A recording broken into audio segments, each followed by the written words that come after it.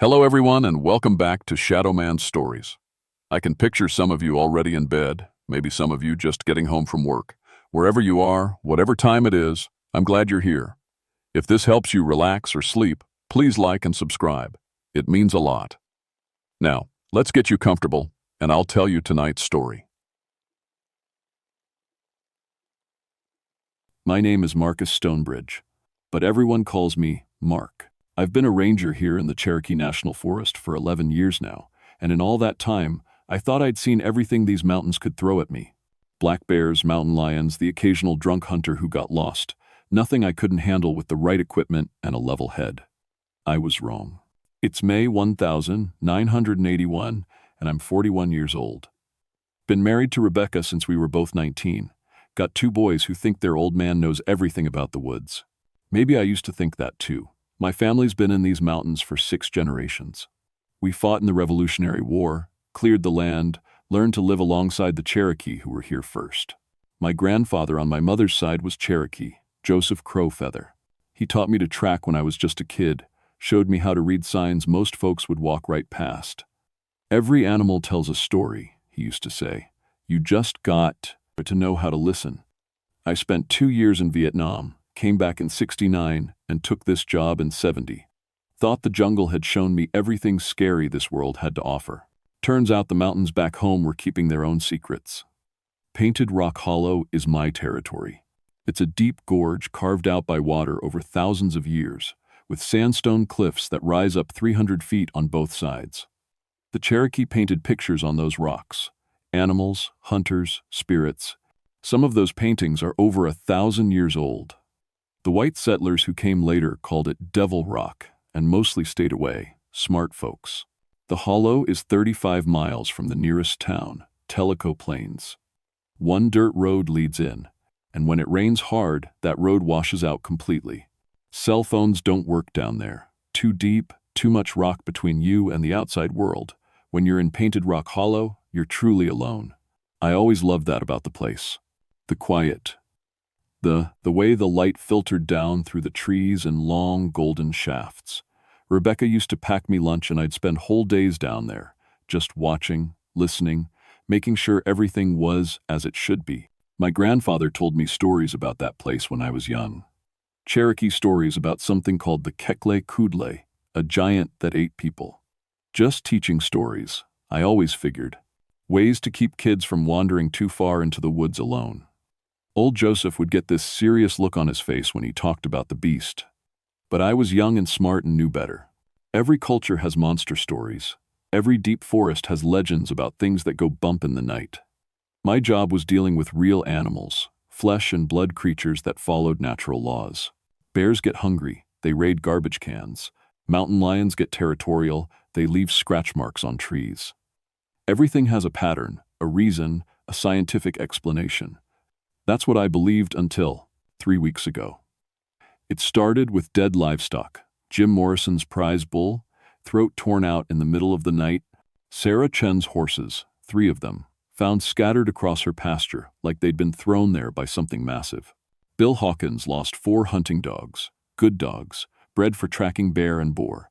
Found them torn apart near the creek that runs down from Painted Rock Hollow. At first, I figured we had a rogue bear. Big male, maybe injured, definitely hungry.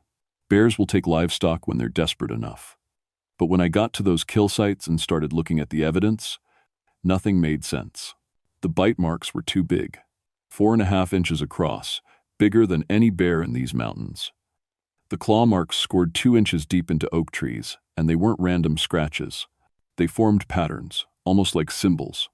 And the tracks. Lord help me, those tracks. 5 toes, like a bear, but with something that looked almost like a human heel print. 12 inches long, pressed deep enough into the mud to suggest something that weighed 600 pounds or more. But no bear moves like that. The stride was too long, the gait too much like something walking upright. I made plaster casts, took photographs, measured everything twice, filled out my reports using the most professional language I could manage. But late at night, looking at those pictures spread across my kitchen table, I felt something I hadn't experienced since those dark jungle nights in Vietnam. Fear. The call came on a Tuesday morning. Rebecca was making coffee and getting the boys ready for school when the radio crackled to life. "Mark, you there? This is Bill Hawkins." Bill was the game warden for the county. Good man with 30 years experience. If he was calling this early, it wasn't good news. "I'm here, Bill. What's going on?" "Got another situation down near Painted Rock Hollow. You better get down here soon. As you can." The static made his voice sound far away, scared. "What kind of situation?" Just get down here, Mark. And bring your camera." I loaded up my truck with the usual gear: tranquilizer rifle, casting materials, measuring tape, camera. Added some things that weren't exactly standard issue: my grandfather's old hunting knife and a small pouch of tobacco. Cherokee tradition said, you brought gifts when you entered sacred places. Never hurt to be respectful. The dirt road down to the hollow was muddy from spring rains, full of ruts deep enough to swallow a tire. Took me 40 minutes to make the 7-mile drive. Found Bill's truck parked at the trailhead, engine still ticking from the heat.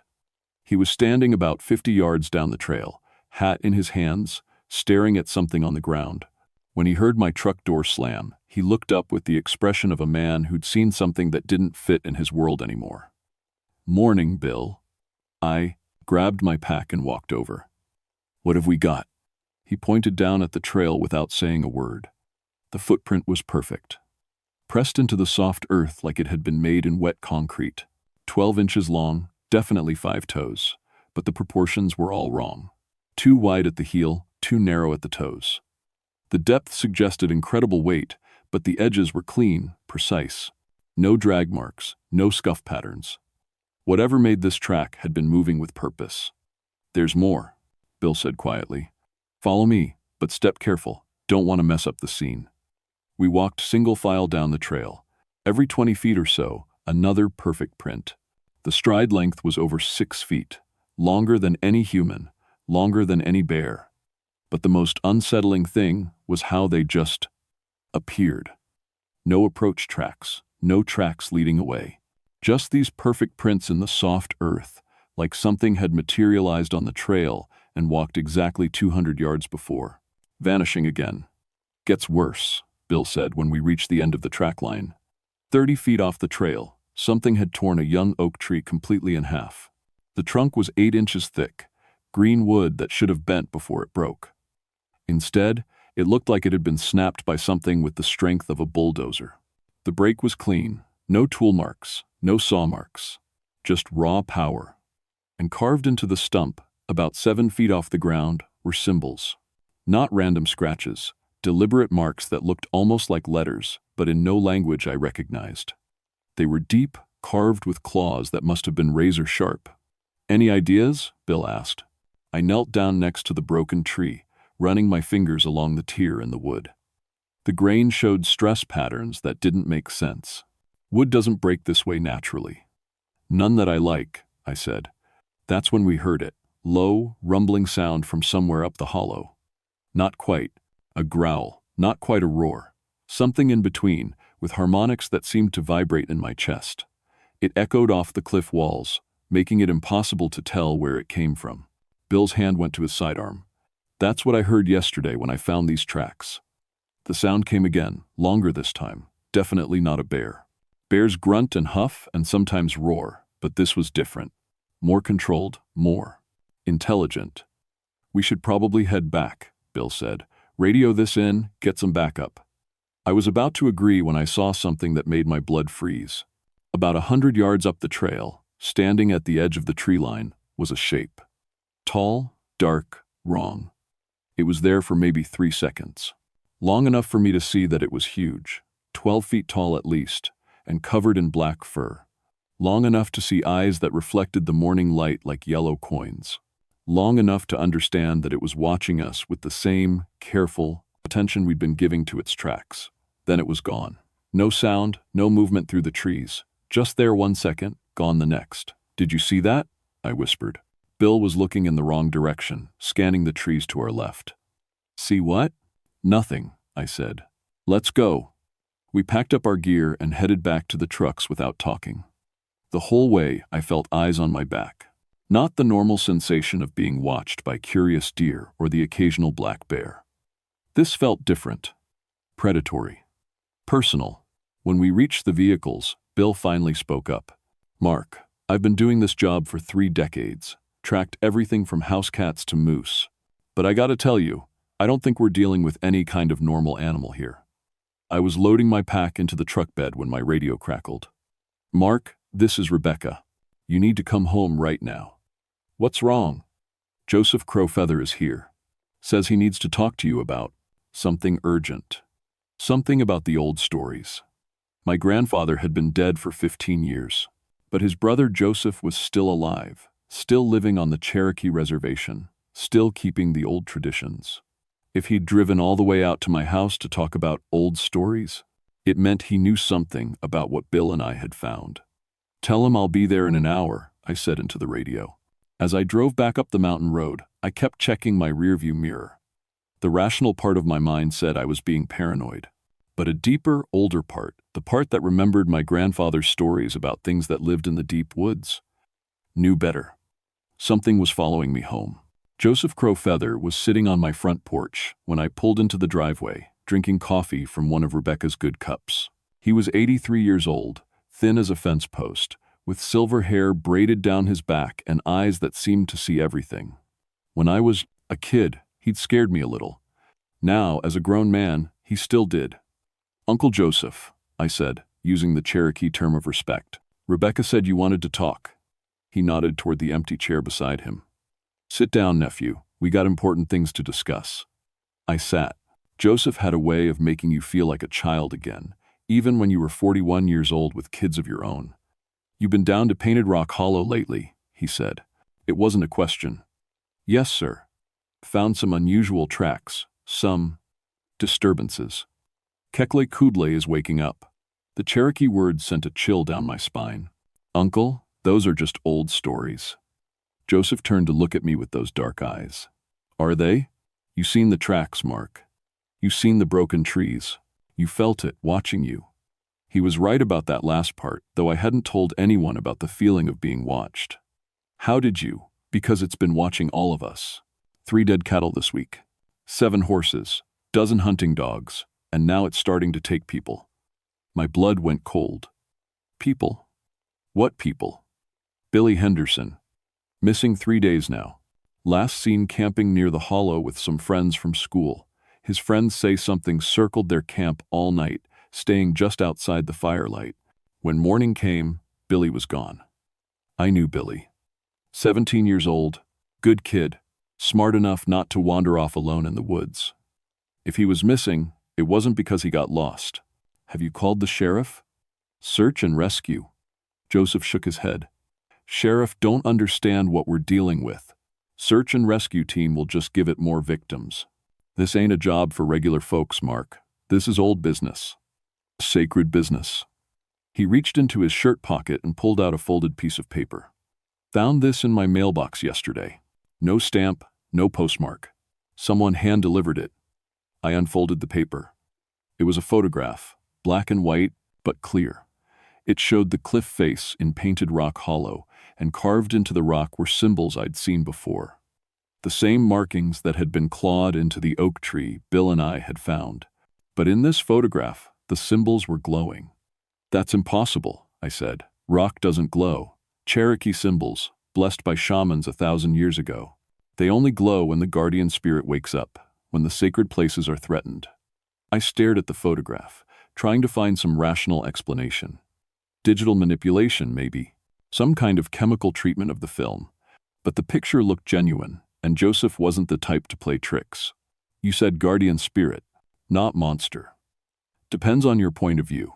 To us, Kekle Kudle protects the sacred sites from those who would violate them.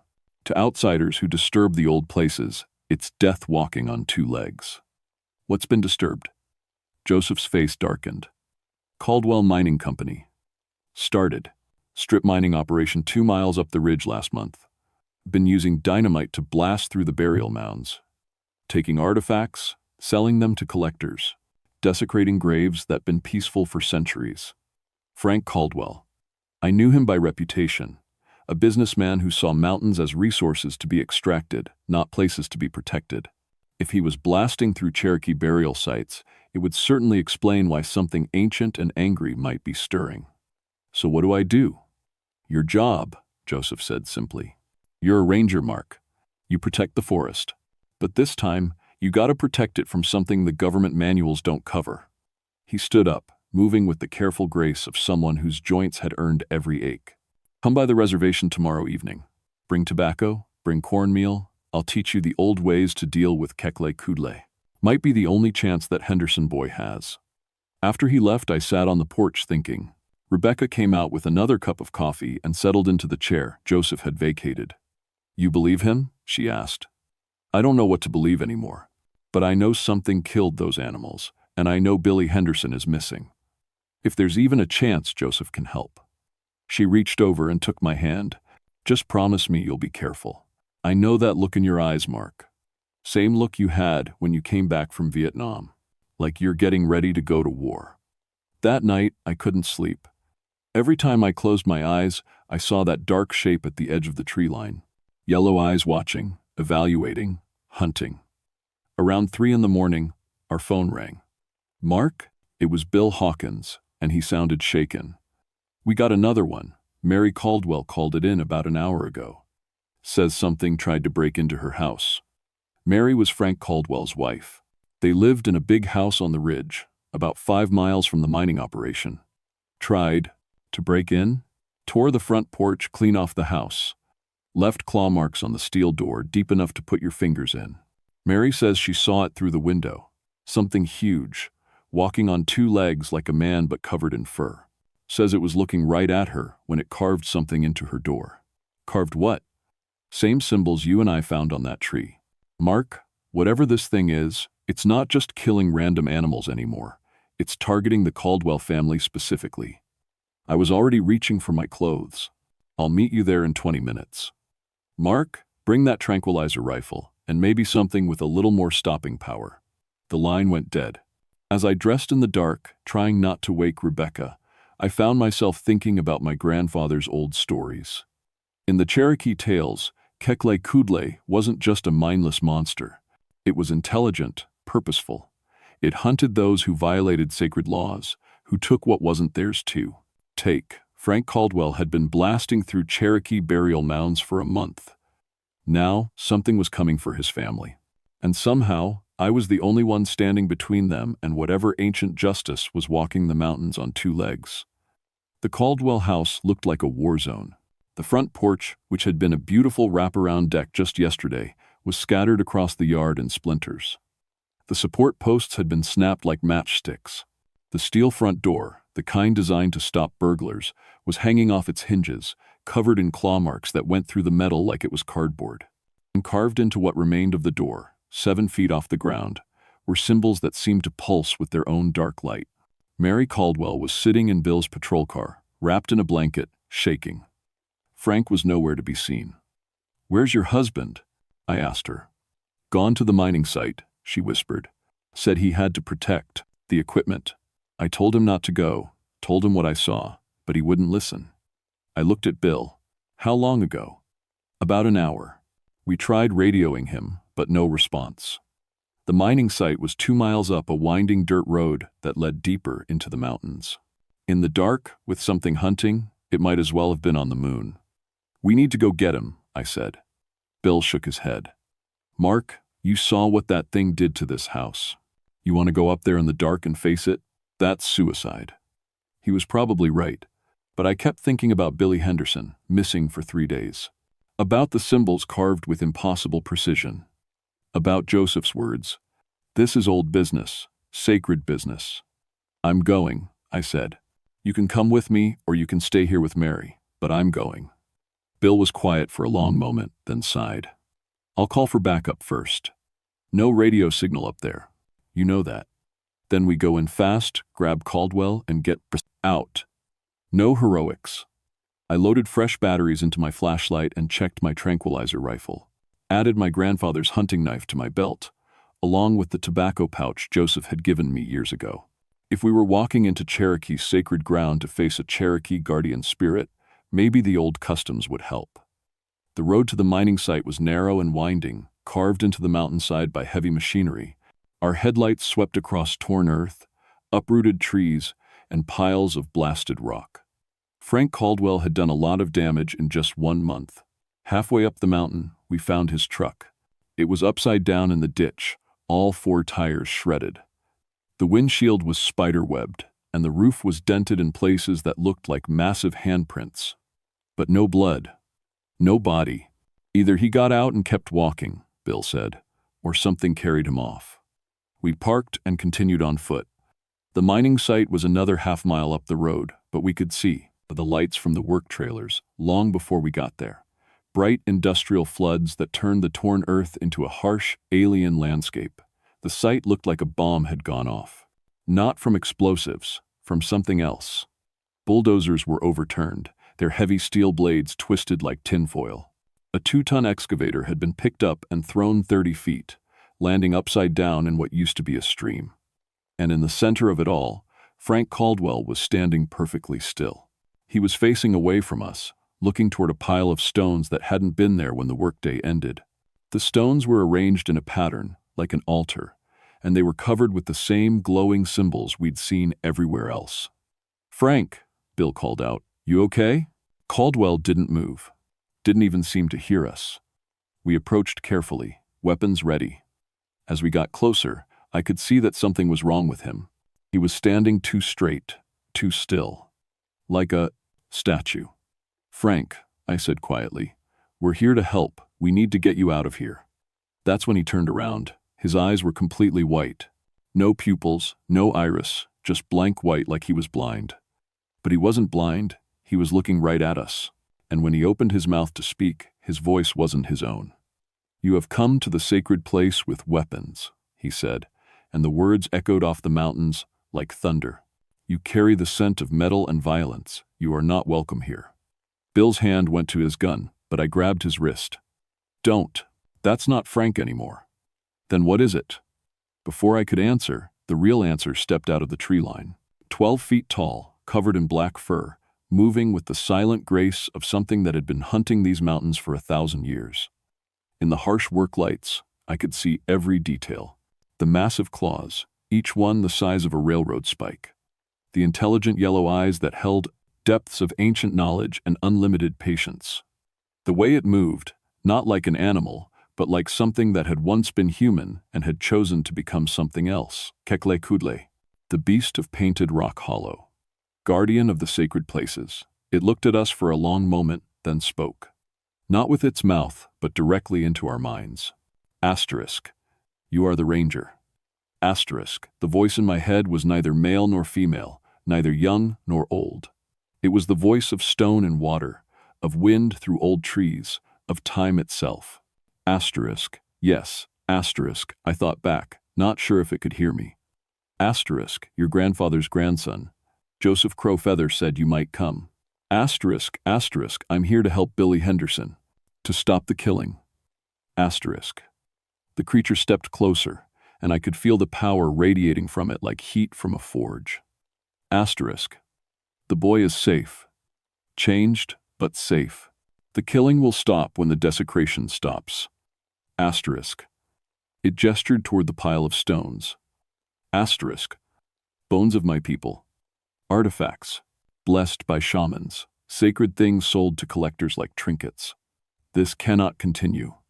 Asterisk. I looked at the altar of stones and realized what I was seeing.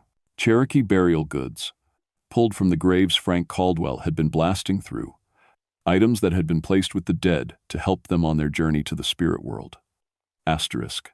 What do you want? Asterisk, asterisk, restoration. Respect. The sacred places protected as they were meant to be. Asterisk, Frank Caldwell's possessed body stepped forward. The mining will continue, he said in that echoing voice. The land will be stripped, the bones will be sold. Progress cannot be stopped. But these weren't Frank's words. They were the beast's interpretation of everything Frank had said and done over the past month. The creature was showing me the arrogance, the greed, the complete lack of respect for anything sacred. Asterisk, he will not stop. Asterisk, the beast said in my mind. Asterisk, others like him will come. The cycle will continue unless I end it. Asterisk, asterisk, there are other ways. Asterisk, I thought back. Asterisk, legal ways, I can help you. Asterisk. The creature studied me with those ancient eyes. Asterisk. You would stand with us against your own kind? Asterisk, asterisk, I would stand with what's right. Asterisk. For a moment, the only sound was the wind moving through the destroyed equipment. Then the beast nodded slowly. Asterisk. Very well, grandson of Joseph Crowfeather. Help us restore what was taken, and the killing will stop. But know this, if you fail, if the desecration continues, we will finish what we started.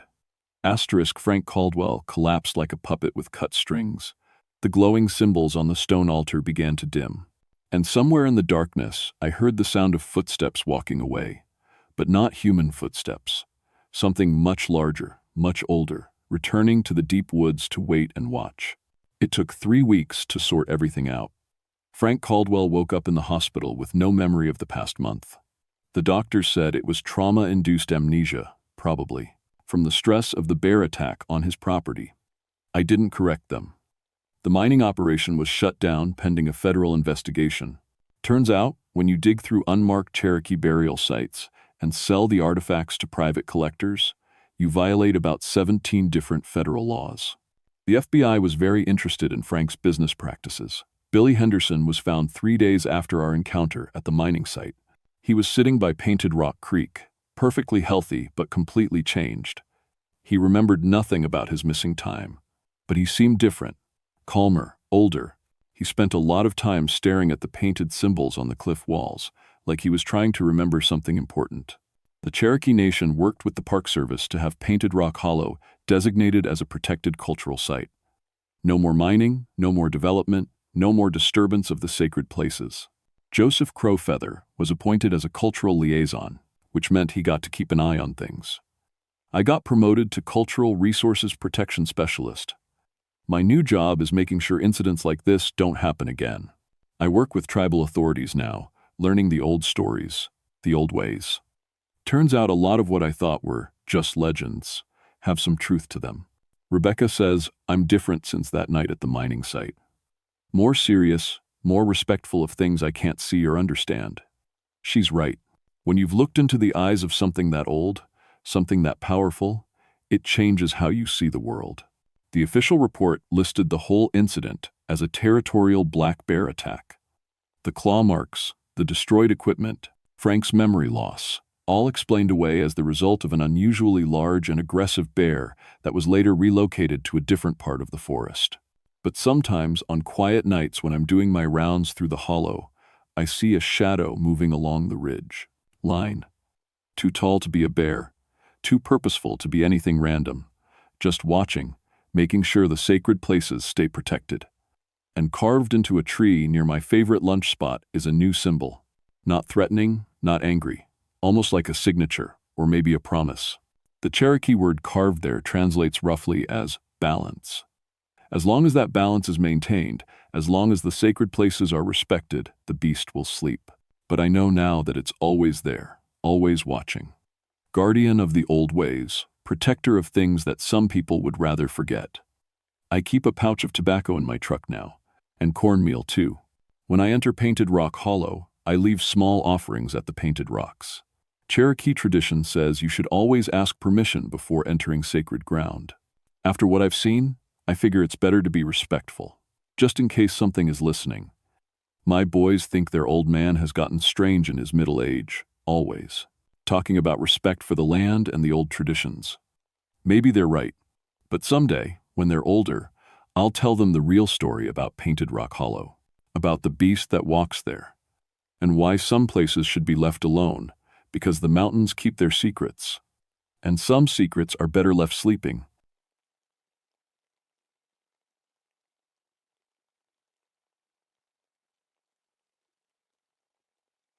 My name is Jonathan Steelwater, but folks just call me John. I've been a federal ranger for 17 years now, working the deep mountains of Kentucky's Jefferson National Forest.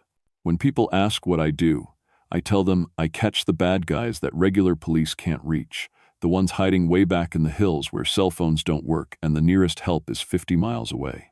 I was born in these mountains in 1944.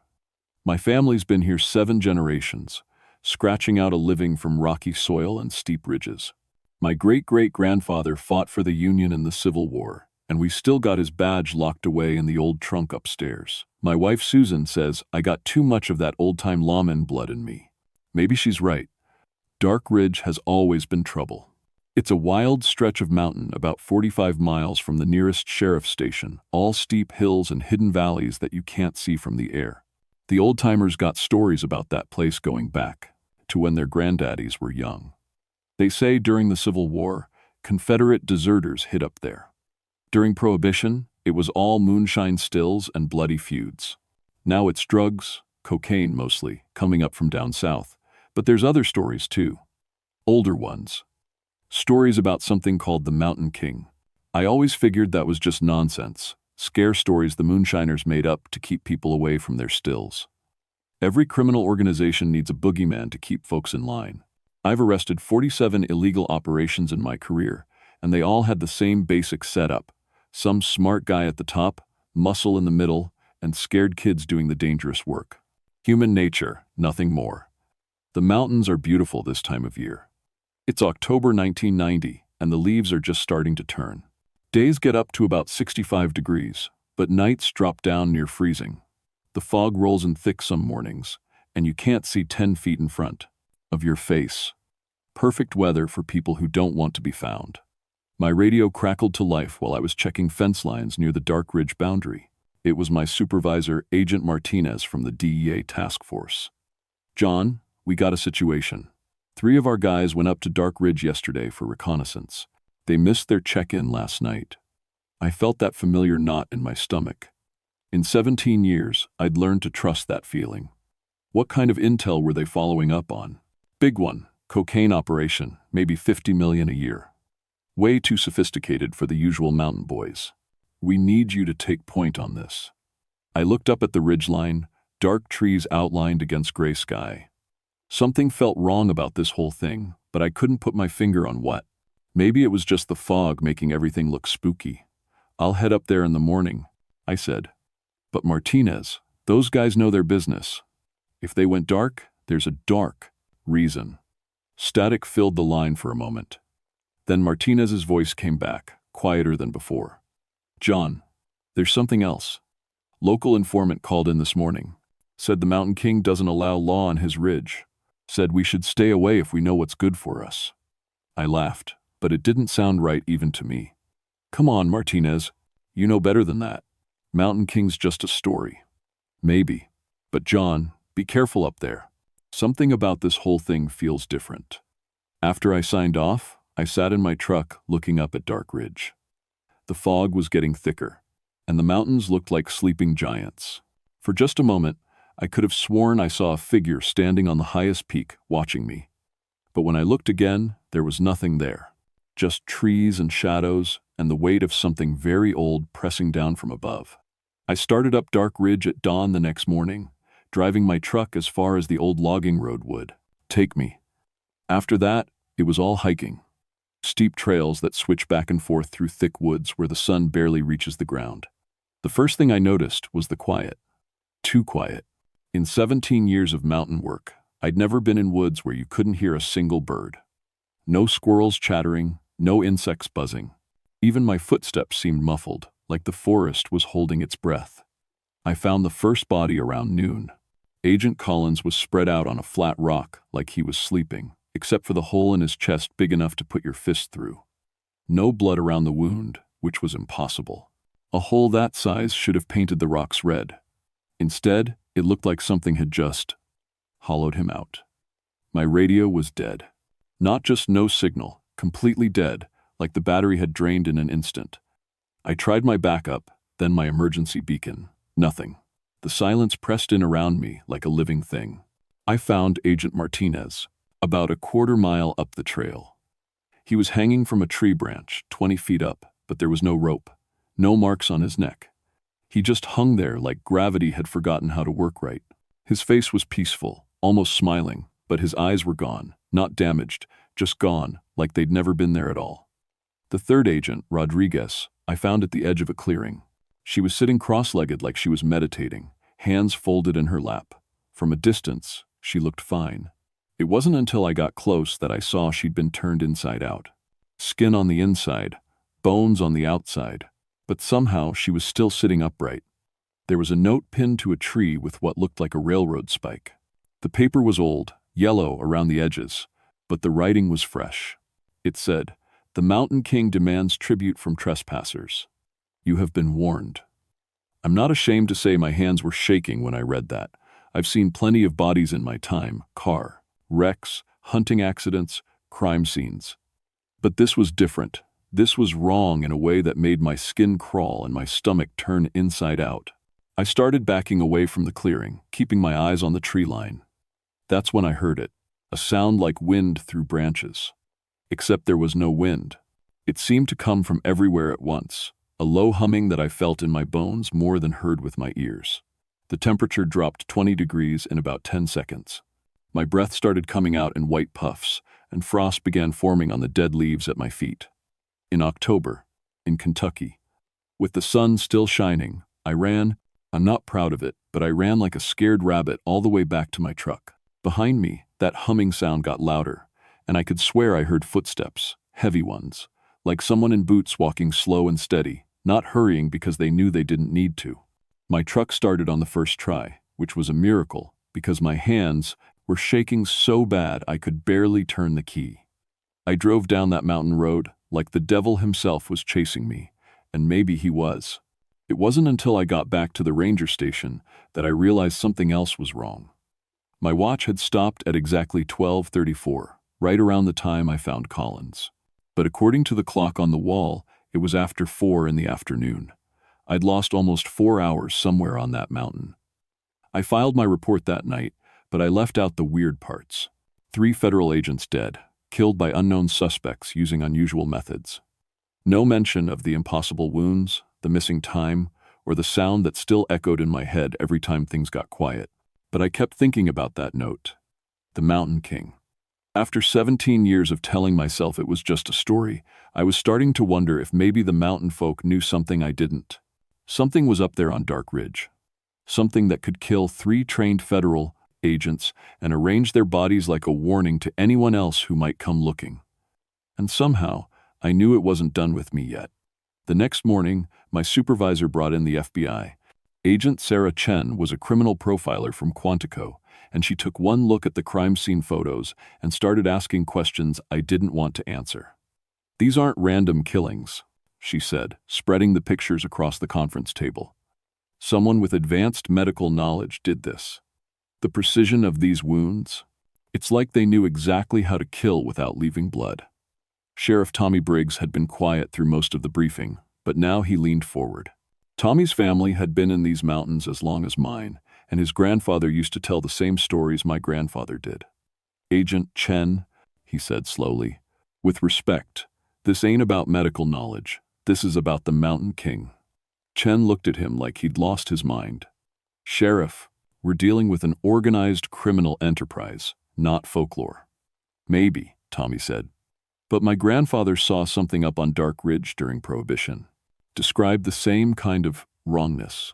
Said there was a man up there who hadn't aged a day in 40 years. That night, I couldn't sleep. I kept thinking about those bodies, about the impossible wounds and the missing time. Around midnight, I gave up and drove out to see Jake Mullins, an old-timer who lived at the base of Dark Ridge. If anyone knew the real stories, it would be Jake. I found him sitting on his porch, smoking a pipe and staring up at the mountain like he was expecting something. "Figured you'd come by," he said before I could even get out of my truck, after what happened up there. Jake was 83 years old, sharp as a tack, and scared of exactly one thing in this world: Dark Ridge, after sunset. "Tell me about the Mountain King," I said. Jake was quiet for a long time, puffing on, his pipe and watching the mountain. Finally, he spoke. "My grandfather told me this story when I was about your boy's age. Said during Prohibition, there was this fellow running moonshine operations all through these hills. Called himself the Mountain King, had maybe 50 men working for him, all loyal as hunting dogs. But here's the thing," grandfather said, "this king fellow didn't age. Year after year, all his men got older, had families, died natural deaths. But the king stayed exactly the same. Same face, same voice, same way of moving. Grandfather saw him once, up close, said the king offered him work, good money. But there was something wrong with his eyes. Old eyes in a young face, eyes that had seen too much. What happened to him? I asked. That's just it, Jake said. Nothing happened to him. Far as I know, he's still up there. Still running things. Just switched from moonshine to whatever makes money now. Come on, Jake. That would make him over a cup. 100 years old. Jake knocked the ash out of his pipe and looked at me with eyes that had seen a lot of mountains, winters. John, there's things in these old hills that don't follow the rules we're used to. Things that were here before the Cherokee, before the white folks, before anybody. Sometimes they make deals with people. Sometimes they take over completely. The next day, we found more bodies. A local drug dealer named Bobby Hartwell was discovered in his trailer, aged to death. I'm not talking about dying of old age. I mean, he aged about 60 years in one night. The coroner said it was impossible, but there he was, a 25-year-old man in an 80-year-old body, dead of what looked like natural causes. His girlfriend, Lisa, was found a mile away. She was alive, but she wouldn't stop screaming. When the paramedics finally got her calmed down enough to talk, she kept saying the same thing over and over. He came for Bobby. The king came for Bobby. Said he'd been stealing, had to pay the price. Touched him once, and Bobby just got old. Got old and died right in front of me. Agent Chen tried to interview her, but Lisa wasn't making sense. She described a man in old-fashioned mountain clothes who walked through their locked door like it wasn't there. Said he had a walking stick that glowed in the dark and eyes like deep water. He looked right at me, Lisa whispered. Said I could live if I delivered a message. Said to tell the lawman that the Mountain King was ready to meet him. Said come to Dark Ridge tomorrow night when the moon's dark and they'd settle this proper. Chen dismissed it as trauma-induced hallucination, but I knew better. The Mountain King was calling me out. That evening, I went home and tried to act normal around Susan and the kids. But Susan's been married to me for 20 years, and she knows when something's eating at me. Whatever it is, she said while we were cleaning up after dinner. Don't go up there alone. How do you know where I'm thinking of going? She smiled, but it was sad around the edges. Because you got that same look your daddy had before he went after the Williamson gang back in '73. Like you've made up your mind about something dangerous and you're not going to be talked out of it. That night, I went up to the attic and opened the old trunk. My great-great-grandfather's Civil War badge was there, tarnished black with age. But when I picked it up, it felt warm in my hand, and for just a moment, it seemed to glow with a soft, silver light. Maybe I was losing my mind. Maybe the stress of those impossible crime scenes was getting to me. But tomorrow night was the new moon, and something was waiting for me up on Dark Ridge. Something that had been waiting for a very long time. I started up Dark Ridge just before sunset, carrying my grandfather's badge in my shirt pocket and my service weapon on my hip. The mountains were dead quiet. Again, like every living thing had packed up and moved somewhere else. The trail to the top was different this time. Clearer, like someone had been maintaining it. Old stone steps that hadn't been there before appeared in the steepest sections. Torches, actual burning torches, lit the way every 100 yards or so, even though there was no one around to light them. I reached the summit just as the last light faded from the sky. There was a clearing up there that hadn't been on any of my maps, perfectly round and covered with smooth stones arranged in patterns that hurt to look at directly. In the center stood a man. He was tall, maybe 7 feet, wearing clothes that belonged in a history book. Rough wool pants, suspenders, a wide-brimmed hat that cast shadows over his face. He carried a walking stick, made of some dark wood that seemed to absorb light rather than reflect it. "You came," he said, and his voice was like gravel sliding down a mountain. "I wondered if you would. You're the Mountain King." He smiled, and I could see that his teeth were too white, too sharp. "I am the authority in these hills. Have been for longer than your great-grandfather's great-grandfather drew breath. You killed my agents. I defended my territory. They came here to steal from me, to disrupt my business. What did you expect?" Up close, I could see what Jake's grandfather had meant about the eyes. They were old, ancient, like looking into deep water that went down forever. But his face was maybe 40 years old, smooth and unlined. "What are you?" I asked. He laughed, and the sound echoed off the mountains like thunder. "I am what happens when a man makes the right deal at the right time. Your people killed my people, lawman. Back in 1823, Cherokee medicine man cursed me to stay in these mountains forever, to watch over the place where my family died.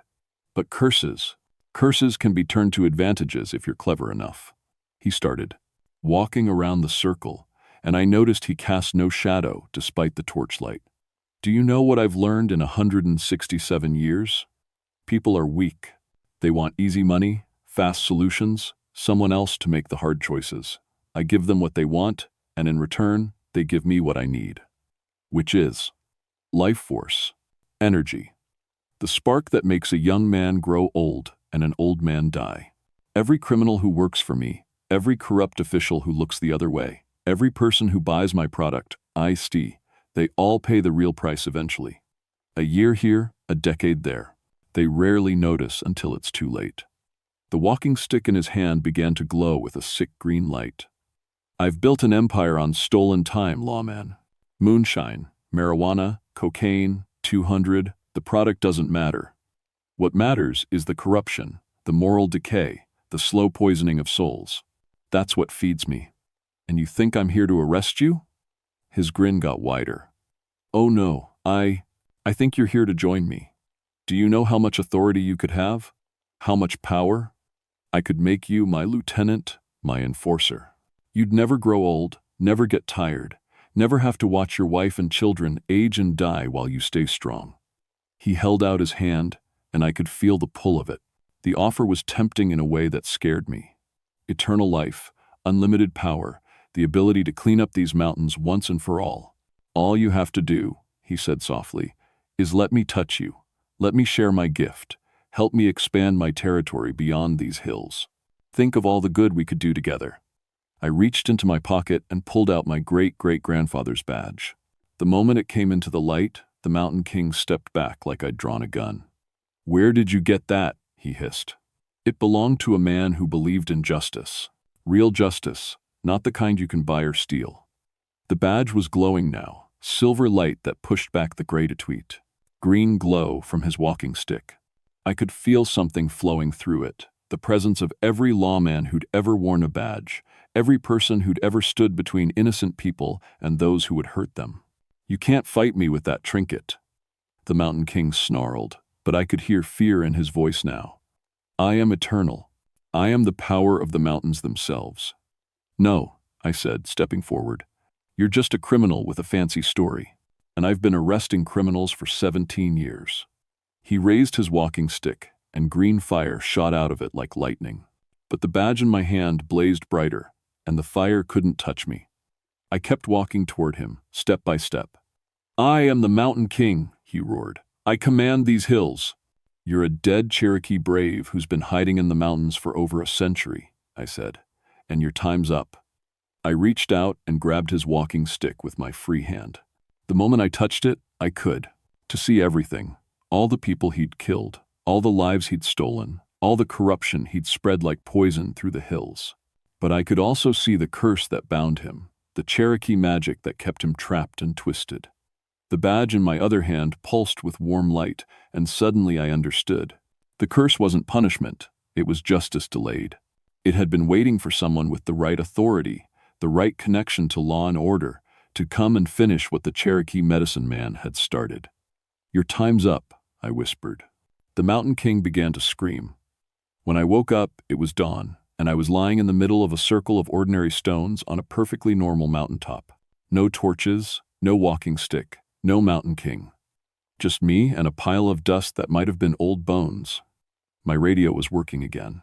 Agent Chen's voice crackled through the static, worried and angry. "John, where have you been? We've been looking for you all night." I looked around the clearing one more time. The only sign that anything unusual had happened was my great-great-grandfather's badge, which was now bright silver and warm to the touch. "I'm on Dark Ridge," I said into the radio. "Send a team up here. We're going to find a whole lot of drug operations that just went out of business." And that's exactly what happened.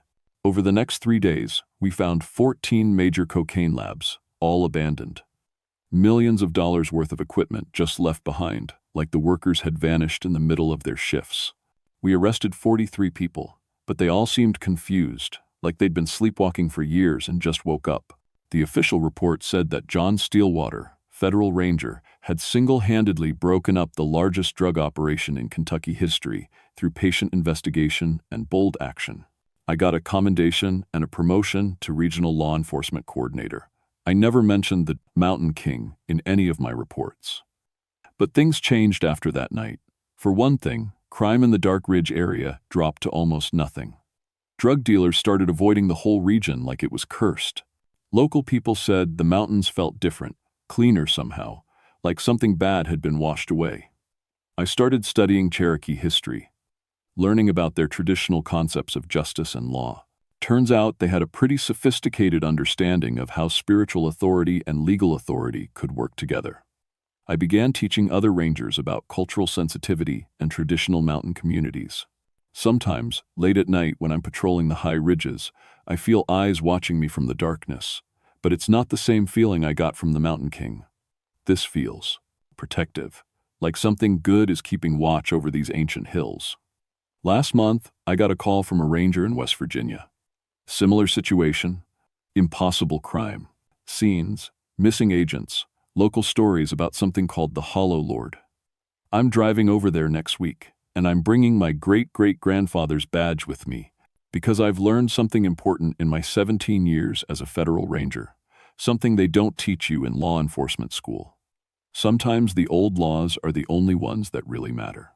Sometimes justice requires more than handcuffs and paperwork. Sometimes you need to fight monsters with faith and courage and the accumulated authority of everyone who wore the badge before you. The mountains are old, and they remember everything. Every crime, every injustice, every act of courage or cowardice. They're patient, but they're not forgiving. And when someone abuses their power for long enough, when they hurt enough innocent people, the mountains themselves will raise up someone to set things right. My name is Jonathan Steelwater, and I'm a federal ranger.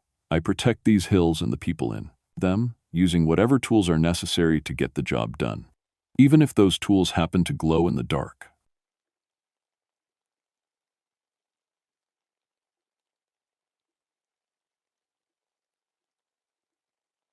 My name is Elizabeth Thornton, but everyone calls me Liz.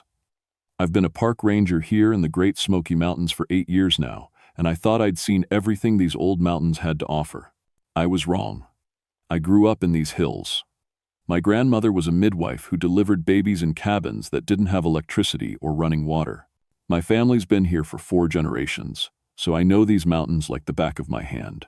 That's probably why they gave me the job working with kids, teaching them about our history, showing them the old ways. I used to be an elementary school teacher before I became a ranger. Loved it too, until David died in that car accident back in '78. After that, I needed something different, something that would let me stay in the mountains but still work with children. Being a ranger was perfect. Most of my work involves taking groups of kids to historical sites around the park. We visit old cabins, abandoned settlements, places where families lived 100 years ago. The kids love hearing stories about how people used to live without phones or cars or even proper stores. I tell them about making soap from ashes, growing all your own food, walking miles to the nearest neighbor. There's this one place I take them sometimes, Copperhead Creek. It's about 12 miles from the visitor center, way back in the woods, where you have to hike for hours to get there. No roads, no cell phone service, just you and the forest. It's where a whole community used to live, back in the early 1900s. The settlement at Copperhead Creek was home to maybe 30 families. Scots-Irish mostly, people who came here looking for land where they could live their own way. They built cabins, cleared fields, even had a little one-room schoolhouse. For nearly 100 years, kids grew up there, learned to read and write, helped their families farm the rocky soil. Then came 1918. The Spanish flu hit that isolated valley like a hammer. In just 6 weeks, 23 children died. Can you imagine? In a community that small, losing 23 kids was like losing your future. The families that survived packed up and left. They said the place was cursed. The old settlement is still there, or what's left of it. Foundation stones covered in moss. The schoolhouse with half its roof caved in. A little cemetery where you can barely read the names on the markers anymore. It's beautiful in a sad way, and the kids always get real quiet when I tell them what happened there. I always told those kids that the ghost stories were just mountain folklore. People back then didn't understand disease the way we do now, so they made up tales about spirits and curses to explain things they couldn't understand. I believed that completely. Every strange sound in those mountains has a logical explanation. That crying you hear at night, it's screech owls. Those footsteps following you on the trail, it's deer or maybe a bear. The voices calling your name, just the wind through the trees, playing tricks on your ears. I believed all of that right up until June of 1987. That's when I learned that some things can't be explained away, no matter how hard you try. It started with a youth group from Knoxville, 15 kids, ages 8 to 14, spending a week learning about mountain life. Good kids, well-behaved, excited to be camping and hiking. I was taking them on my usual tour of Copperhead Creek, showing them the old foundations, telling them about the families who used to live there. We were standing by the schoolhouse ruins when one of the girls, maybe 10 years old, tugged on my sleeve. "Miss Liz," she said, "who are those other kids?" I looked where she was pointing, but I didn't see anything except trees and shadows. "What other kids, honey?" "Over by the creek. They're playing some kind of game." The other children started looking too. Half of them claimed they could see kids playing by the water. The other half saw nothing at all. The counselors figured it was just imagination. You know how it is when you get a group of children together and start telling them old stories. But I couldn't shake the feeling that something was wrong. That night, back at the main camp, I couldn't stop thinking about what the girl had said. 20 years of working with children, and I know when they're making things up versus when they genuinely think they've seen something. These kids weren't lying or trying to scare each other. They really believed they'd seen other children at Copperhead Creek. The next morning, I decided to hike back to the settlement by myself, just to make sure no unauthorized campers were in the area. You understand, sometimes people ignore the rules and bring their families camping in places they shouldn't. If there really were children playing around those ruins, I needed to find their parents and explain the safety issues. The hike to Copperhead Creek takes about 3 hours if you know the trails. It's beautiful country, rhododendron thickets, mountain laurel, old apple trees gone wild from abandoned orchards. The creek itself runs clear and cold, fed by springs higher up the mountain. On a hot June day, it's about the prettiest place you could imagine. But as I got closer to the settlement, something felt different. First, I noticed the quiet. Usually, these woods are full of sound, birds singing, squirrels chattering, insects buzzing. But the closer I got to the ruins, the quieter it became. By the time I reached the old schoolhouse, I couldn't hear anything except the creek and my own footsteps. That's when I saw the footprints. They were in the soft mud by the water's edge. Small footprints, definitely made by children. But here's the thing that made my skin crawl. They looked old-fashioned. Not the pattern you'd see from modern sneakers or hiking boots. These looked like they'd been made by leather shoes, the kind kids might have worn 100 years ago. I followed the tracks along the creek bank. They led to a flat area where it looked like children had been playing some kind of game. Stones arranged in circles, like for hopscotch or marbles. A stick drawing in the dirt that might have been a tic-tac-toe board. And toys. Honest-to-God toys, but not the kind you'd buy in any store today. There was a little doll made from corn husks, tied with strips of faded cloth. A wooden top, carved by hand and painted with simple red and blue stripes. A few marbles made of clay, not glass. These weren't reproductions or craft fair items.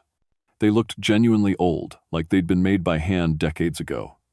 I picked up the corn husk doll, and it was still slightly damp with dew, like it had been played with recently. That's when I heard the laughter. It came from the direction of the old schoolhouse, high and sweet like children at recess.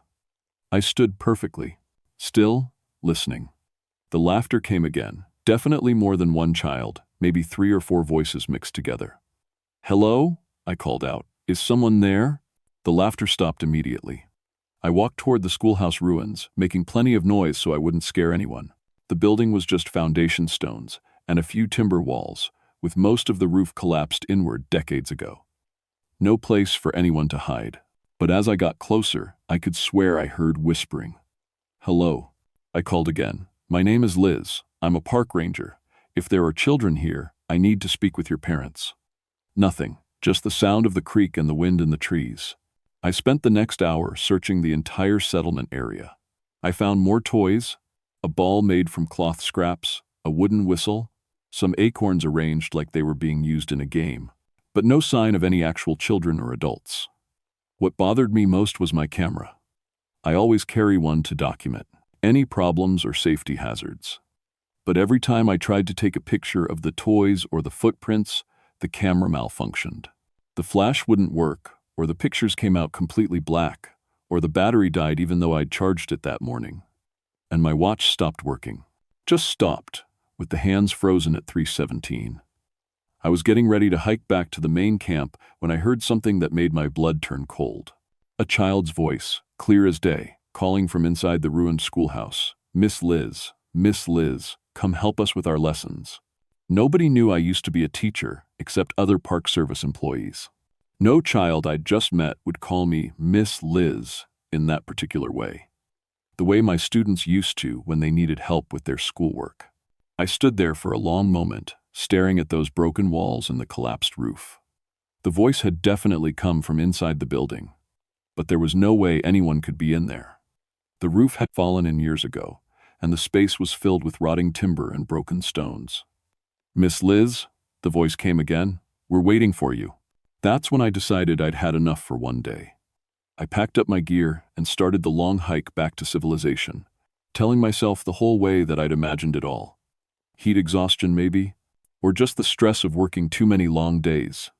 But I kept that cornhusk doll. I don't know why. It was evidence, I told myself. Evidence of trespassing, even if I couldn't figure out who was doing it. That night, lying in my cabin, I couldn't get the voice out of my head. The way it had called my name, so hopeful and excited, like a student who'd finally figured out a hard math problem, like a child who'd been waiting a very long time for their teacher to come back. I couldn't sleep that night. Every time I closed my eyes, I heard that child's voice calling my name. By morning, I'd convinced myself to report the incident to my life supervisor and recommend that Copperhead Creek be temporarily closed to youth groups until we could figure out what was going on. But when I got to the office, there was already a message waiting for me. Dr. Robert Hayes, the park historian, had left a note asking me to call him about the Copperhead Creek situation. Apparently, I wasn't the only one who'd noticed something strange going on. Liz, he said when I reached him, I've been getting reports from maintenance crews about equipment problems in that area. Joe Caldwell says his chainsaw died 3 times last week when he was clearing fallen trees near the settlement. And his compass wouldn't work right, kept spinning like it was near a magnet. What kind of equipment problems? Electronics mostly. Cameras, GPS units, even his truck radio started picking up some kind of interference. He swears he heard voices speaking in what sounded like old-fashioned English. I felt my stomach drop. Did he see anything? No, but he found something weird. Said there were fresh flowers on some of the old grave markers. Wild roses and mountain laurel, arranged like someone had been tending them. But here's the thing. Those particular flowers don't bloom this time of year. They should have been done weeks ago. That afternoon, I drove over to talk with Joe Caldwell myself. Joe's been working maintenance in these mountains for 15 years. He's not the kind of man who gets spooked easily. I'm telling you, Liz, he said, sitting on his front porch with a beer in his hand. Something ain't right about that place. I've been all over these mountains, worked in every holler and on every ridge. Never had trouble like this before. Tell me exactly what happened. First time was last Monday. I was cutting up a tree that had fallen across the old trail. Chainsaw was running fine, then all of a sudden it just died. Wouldn't restart no matter what I did. But soon as I moved 50 feet away from that schoolhouse, it started right up again. He took a long drink and shook his head. Then, on Wednesday, I was checking the creek for erosion damage. Had my radio on, listening to the weather report. All of a sudden, the static cleared up and I heard singing. Children singing some old song I'd never heard before. Sweet little voices, harmonizing like a church choir. Could it have been picking up a signal from somewhere else? That's what I thought at first. But the song was about going home, about missing Mama and Papa, real sad like. And when I turned the radio off and back on, all I got was static again. Joe stood up and walked to the edge of his porch, looking out toward the mountains. But the flowers, Liz, that's what really got to me. There were fresh flowers on every single one of those little graves. Roses and laurel, tied with strips of cloth. Who's going to hike 12 miles back into the woods just to put flowers on graves that are nearly 70 years old? That evening, I called my friend Mary Sue Phillips. She runs the genealogy society in town and knows more about local family history than anyone else alive. If there was something about Copperhead Creek that I needed to know, she'd be the one to tell me. "Oh, honey," she said when I mentioned the settlement, "that's a sad, sad story. My grandmother told me about it when I was little. Said it was the most heartbreaking thing that ever happened in these mountains. Tell me what you know about 1918. The influenza epidemic hit that community like the wrath of God. Families started getting sick in late September, and by November, 23 children were dead. The teacher, Miss Emily Garrett, she stayed to take care of them when their parents got too sick to manage." Mary Sue paused, and I could hear her turning pages, probably looking through one of her old record books. Here it is. Miss Emily was just 22 years old, fresh out of teacher's college. When the epidemic hit, a lot of folks wanted to abandon the settlement and head for town where there was a doctor. But Miss Emily wouldn't leave the children. She stayed in that schoolhouse, trying to nurse them through the fever. What happened to her? Died with them, poor thing. They found all 24 bodies in the schoolhouse when the spring thaw came. Miss Emily had arranged the children's desks in a circle and was sitting in the middle with the youngest ones in her lap, like she was trying to keep them warm. I felt a chill run down my spine. Did they ever figure out exactly how they died? Official cause was influenza, but my grandmother always said it was more than that. Said there was a terrible blizzard in early November, worst anyone could remember. The families that were still healthy fled to town, planning to come back for Miss Emily and the sick children when the weather cleared. But the storm lasted for days, and by the time they could get back, they were all dead, every one. And here's the strangest part. When they found the bodies, it looked like school was still in session. The chalkboard had a lesson written on it. The children's slates were on their desks with half-finished arithmetic problems, like they'd just been waiting for recess or for their parents to come pick them up. That night, I made a decision that probably wasn't very smart. I was going back to Copperhead Creek, but this time I was going prepared. I packed a sleeping bag, enough food for 2 days, extra batteries for my flashlight, and a full first aid kit. If there really were people camping illegally in that area, I was going to find them. And if there weren't, well, I needed to know that too. The hike-in took longer than usual because I was carrying more gear. By the time I reached the settlement, the sun was already getting low behind the mountains. I set up my camp about 100 yards from the schoolhouse, ruins, close enough to observe but far enough away to avoid whatever was causing the equipment problems. As darkness fell, the forest around Copperhead Creek became completely silent.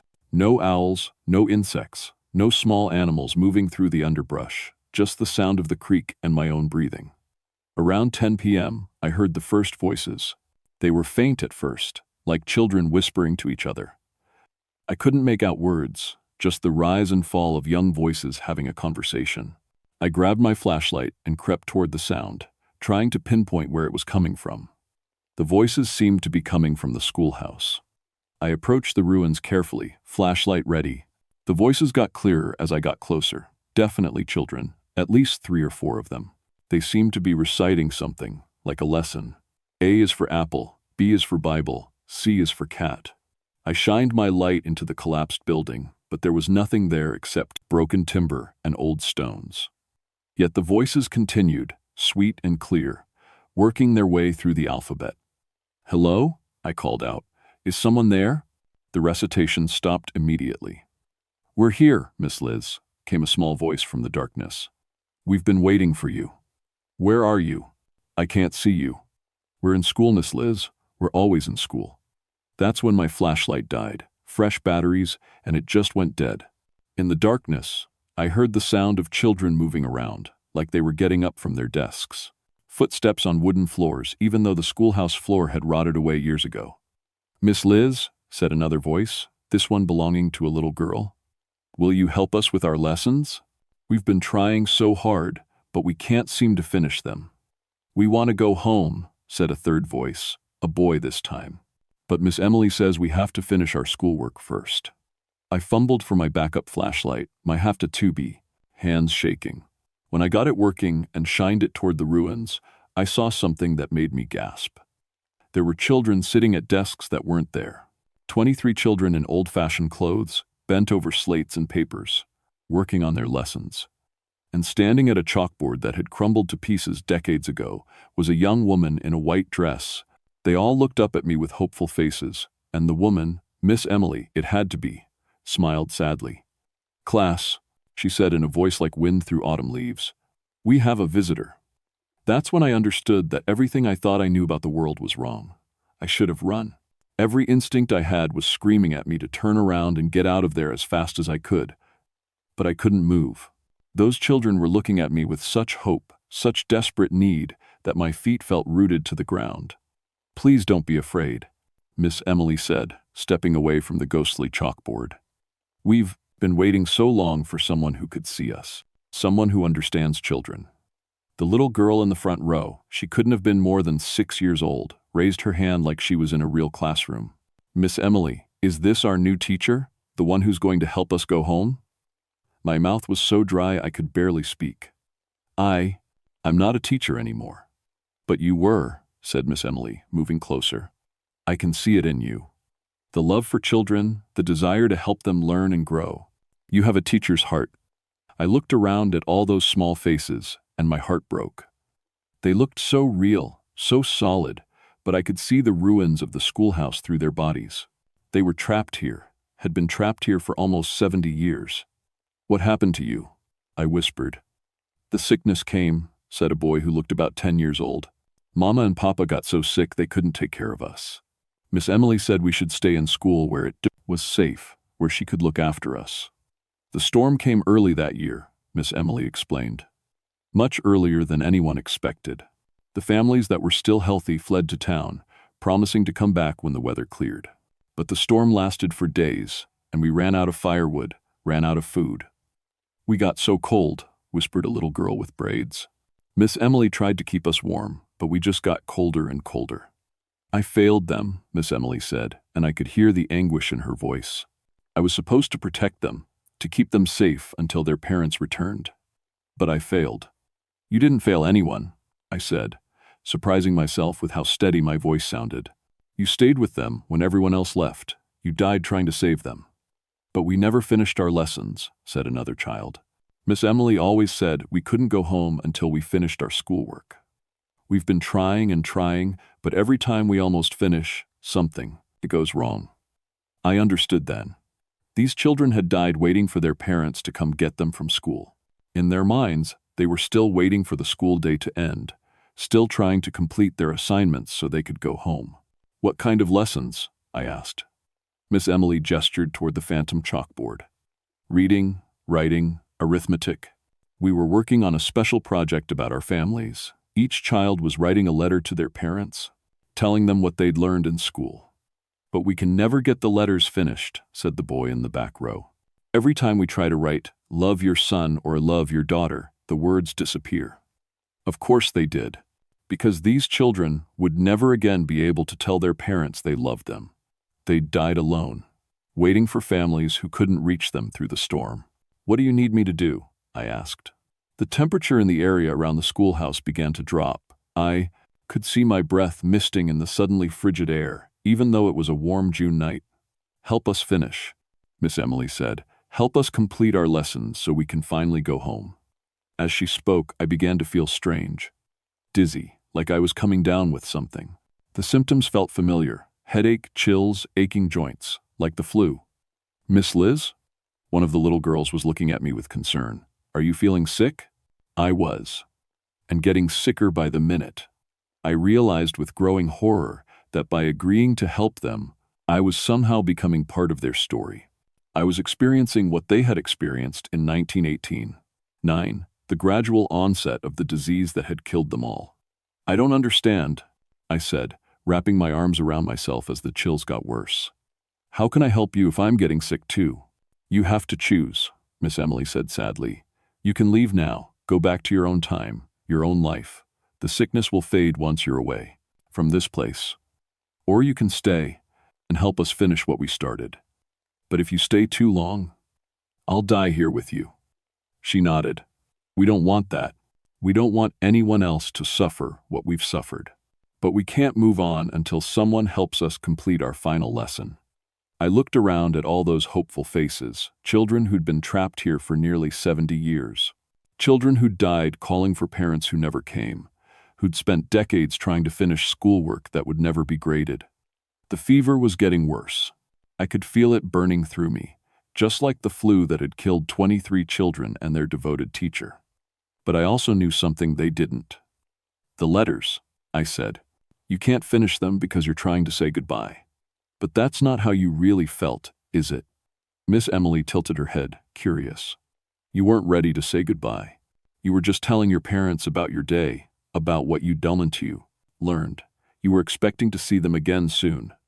Understanding dawned on Miss Emily's face. "Yes," she whispered, "we were just reporting on our lessons, sharing what we'd accomplished." "Then that's what we'll do," I said, fighting off another wave of chills. "No goodbyes, just sharing. Just showing your families how much you learned and how proud they should be of you." I spent the next hour, though time seemed strange and fluid in that place, helping each child complete their letter. Not as a final farewell, but as a daily report, the kind of thing children had shared with their families for generations. Sarah, the 6-year-old, wrote about learning to spell her whole name. Tommy, the 10-year-old, was proud of solving long division problems. Little Beth had memorized a poem about springtime. As each child finished their letter, something beautiful happened. They began to glow with a soft, warm light, and their faces filled with peace and joy. "Look," said Tommy, pointing toward the edge of the settlement. "They came for us after all." I turned and saw figures emerging from the forest, translucent forms of adults in old-fashioned clothes, walking toward the schoolhouse with their arms outstretched. "Mama!" cried Sarah, jumping up from her desk and running toward a woman in a long dress. "Papa!" called another child, racing toward a tall man in overalls. One by one, the children of Copperhead Creek ran to their waiting families, finally free to go home after 70 years of waiting. Miss Emily watched them go, with tears of joy streaming down her face. "Thank you," she said to me. "Thank you for understanding what they needed." "What about you?" I asked. "Don't you have family waiting for you too?" She smiled and gestured toward the children, who were looking back and waving. "They are my family. They have been for all these years. My place is with them, making sure they get home safely." As the last child disappeared into the loving embrace of their family, Miss Emily began to fade as well. "Will you tell people about us?" she asked. "Not the scary stories, but the truth? That we were just children who loved learning and missed our families?" "I will," I promised. The schoolhouse, the desks, the chalkboard, all of it faded away until I was standing alone in the ruins again. The temperature returned to normal, and I realized that my flu symptoms were completely gone. But I wasn't really alone. Lying on the old foundation stones were 23 pieces of paper. The letters the children had written to their families, somehow made real and permanent. I gathered them up carefully, knowing they were more precious than any treasure. The search team found me at dawn, sitting peacefully beside the ruins of the schoolhouse. I was weak and dehydrated, but otherwise unharmed. The official report stated that I'd suffered mild hypothermia and exhaustion, which explained my hallucinations about the ghost children. I didn't correct them. Dr. Hayes helped me arrange for a proper memorial service for the children of Copperhead Creek and Miss Emily Garrett. We installed a beautiful marker with all 24 names, and every year on the anniversary of their deaths, we hold a small ceremony to honor their memory. The letters the children wrote are preserved in the park's historical archives now. Visitors can read about Sarah's pride in spelling her name, Tommy's excitement about mathematics, and Beth's love of poetry. They're a testament to the power of education and the bonds between teachers and students that can transcend even death. I was promoted to Chief of Cultural Resources 6 months later. My specialty became memorial education, Appalachian, helping people understand and honor the forgotten communities of Appalachia.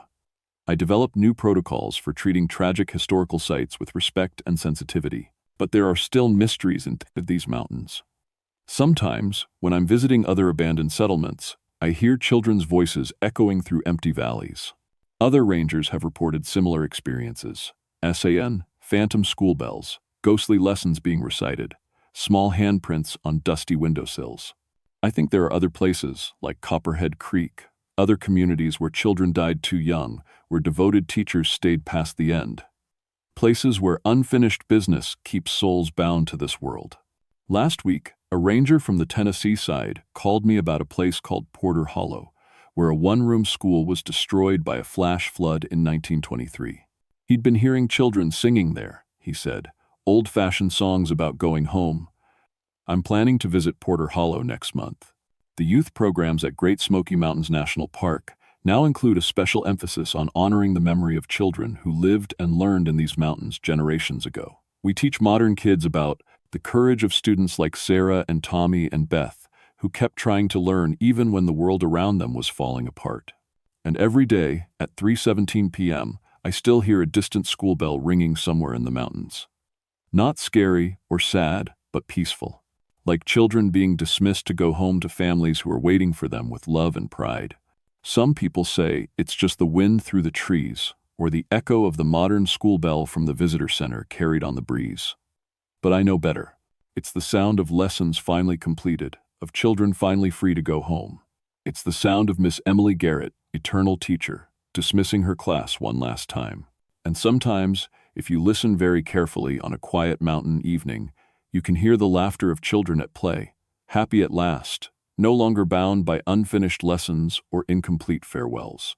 The children of Copperhead Creek are home now.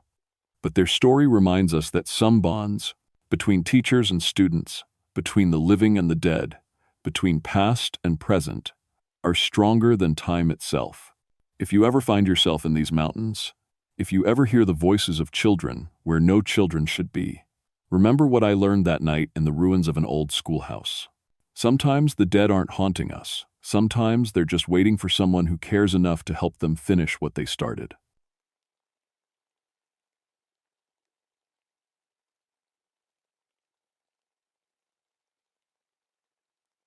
My name is Thomas Whitfield, but everyone calls me Tom. I've been a forest ranger for 16 years now, and I thought I'd seen everything these West Virginia mountains could throw at me. Boy, was I wrong. It's October 1972, and I'm telling you this story because someone needs to know what really happened in Coal Hollow. The official reports don't tell the truth. They can't. Nobody would believe it. I grew up in these mountains, fifth-generation Appalachian. My family's been here since before the coal companies came and started digging holes in every hill. My daddy worked the mines until they closed in 24. My brother David died in a mine collapse in 51, which is why I became a mine safety inspector. I wanted to make sure other families didn't lose their boys the way we lost David. I know every abandoned mine shaft in Monongahela National Forest. I've sealed up 73 of them personally. Dangerous places, full of bad air and weak timbers. But I never thought they were haunted. That was just old mountain talk, stories the grandmothers told to keep kids away from dangerous places. Until Coal Hollow changed my mind. The call came in on a Tuesday morning. Sheriff Earl Briggs radioed me around sunrise, voice tight with worry. 3 teenagers had been missing for 3 days, the Morrison boy, Jake's nephew, and 2 of his friends from town. Last anyone saw them, they were talking about exploring the old Coal Hollow mine. Parents didn't want to report it at first, Earl told me, afraid the kids would get in trouble for trespassing, but it's been too long now. I knew that mine. It had been sealed for near 50 years, ever since the big explosion in 1924. The coal company had worked it hard from 1892 till then, pulling black gold out of the mountain. At its peak, over 400 men worked those tunnels. Then came the explosion. 23 miners trapped forever when the main shaft collapsed. The mine sat 18 miles from the nearest town, deep in a hollow where the mountains crowded close together. Radio signals died in those valleys. Cell phones didn't work neither. Not that many folks had them yet. If something went wrong out there, you were on your own. I loaded my truck with gear, gas detector, emergency oxygen, rope, my old carbide lamp, the federal mine safety kit I'd used hundreds of times. I'd worked with Jake Morrison, my usual partner, for 8 years. Good man, careful worker. If anyone could help me find those boys, it was Jake. The drive to Coal Hollow took 40 minutes on winding mountain roads. October had painted the trees red and gold, but as I got closer to the mine, the colors seemed to fade. The air grew cold, and a strange quiet settled over everything. When I pulled up to the mine entrance, Jake was already there, checking his equipment. But something felt wrong right away. The woods around us were completely silent. No birds singing, no squirrels shattering, no insects buzzing. In 16 years of forest work, I'd never heard such total quiet. "You feel that?" Jake asked, looking around nervous like. I did feel it. The air was thick and still, like before a bad storm, but the sky was clear blue, not a cloud anywhere. The mine entrance was a black hole cut into the hillside, framed by old timber supports that looked ready to fall down. We'd boarded it up good in 1967, but now half the boards lay scattered on the ground. "Kids must have pulled them loose," Jake said, but his voice didn't sound convinced. I knelt down to look at the boards. They were old and weathered, but the nail holes were fresh and clean. More strange, though, was where they lay. If the boys had pulled them off from outside, the boards would be scattered away from the entrance. Instead, they were piled up inside the mine opening, like something had pushed them out from the inside. The footprints in the soft dirt told a stranger story. 3 sets of boot prints led into the mine, teenage boys, by the size. But coming out were different prints entirely, bigger, heavier, and something about them wasn't right. The pattern was human, but the impressions were too deep, like whatever made them weighed twice what it should. "Jake," I called out, "come look at this." But when I turned around, Jake was staring at his gas detector with a confused look on his face. The needle was spinning like a compass near a magnet, jumping from safe to dangerous and back again. "This thing's busted," he muttered, tapping the gauge. "Says we got methane levels that blow us to kingdom come, then drops to nothing." I checked my detector. Same crazy readings. In all my years, I'd never seen anything like it. That's when I noticed how cold it was getting. The temperature had dropped 15 degrees in just a few minutes. My breath came out in little white puffs, even though it was a warm October day. Something was very wrong at Coal Hollow Mine. We radioed Sheriff Briggs to let him know we were starting the search. The radio crackled with static, and Earl's voice sounded distant and strange, like he was talking through water. "Tom, can you? Boys safe. Be careful." The words broke up so bad we could barely understand him. Jake tried his radio too, but got the same garbled mess. "Must be the mountains," Jake said, but he didn't sound like he believed it. I lit my carbide lamp, and the flame burned bright and steady. That was good, meant the air near the entrance was clean enough. But as we stepped closer to the mine opening, the flame started flickering blue instead of yellow. "That ain't normal," Jake whispered. He was right. Carbide flames burn yellow-white. Blue meant something was wrong with the air, but my gas detector still couldn't make up its mind what it was detecting. We tied our safety ropes around a sturdy oak tree and started into the mine. The tunnel stretched ahead of us, disappearing into black darkness. Our lights carved out a small circle of safety in the endless dark. The mine was bigger than I'd expected. The main tunnel was tall enough for a man to walk upright, with smaller passages branching off on both sides. Old rail tracks ran down the center, rusted but still solid after 50 years. 20 feet in, we found the first sign of the boys. A candy bar wrapper, fresh, dropped next to the old tracks. Then, a few feet further, a baseball cap that looked like it belonged to the Morrison boy. "They definitely came this way," Jake said, his voice echoing strange in the tunnel. We followed the trail deeper. More candy wrappers, a water bottle, a flashlight with dead batteries.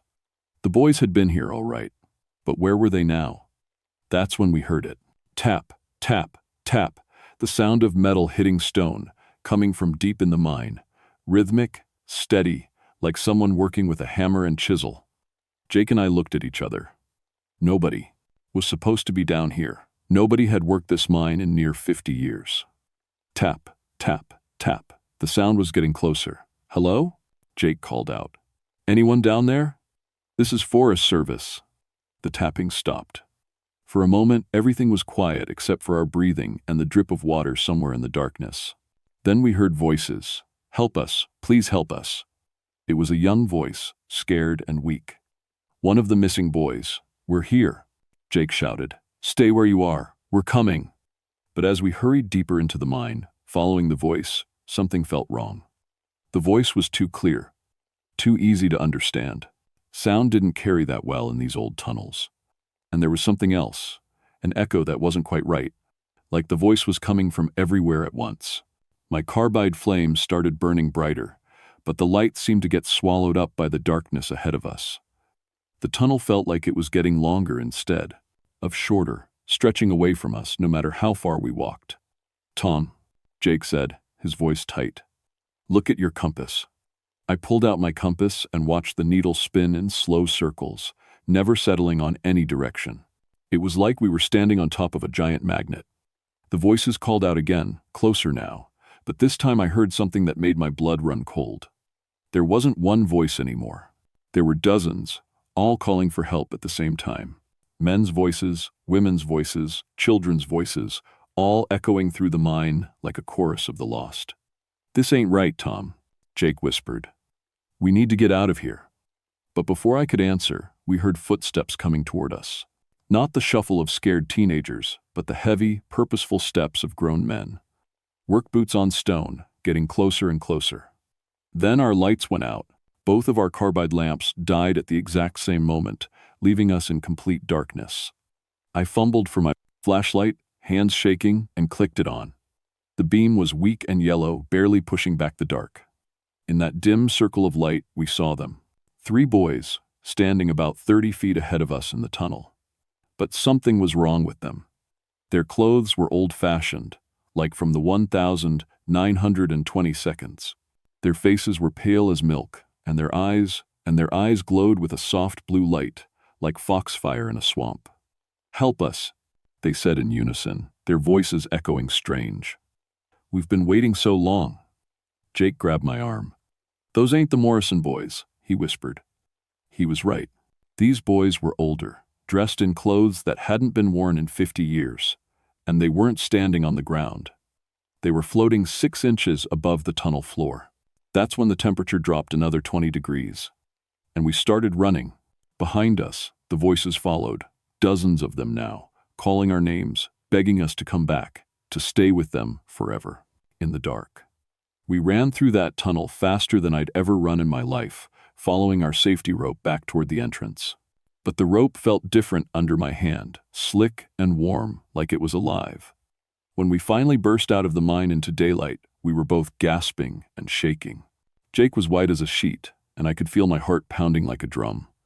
"What the hell was that?" he gasped. I didn't have an answer. In 16 years of mine safety work, I'd never seen anything like it. But I knew one thing for certain. Whatever was in Coal Hollow Mine, it wasn't human. And it had the missing boys. We radioed for backup, and within 2 hours we had a full search team at Coal Hollow. Sheriff Briggs arrived with 2 deputies, and Rangers Bill Sawyer and Mike Henderson drove in from the next county. Bill brought Pete Kowalski, an old-timer who'd actually worked the Coal Hollow Mine before it closed. Pete was 82 years old, but his eyes were still sharp. He took one look at the mine entrance and shook his head. "Shouldn't have opened it," he said in his thick Polish accent. "Should have left it sealed forever." "What do you mean?" I asked. Pete lit a cigarette with shaking hands. "I was there the night of the explosion, October 13th, 1924.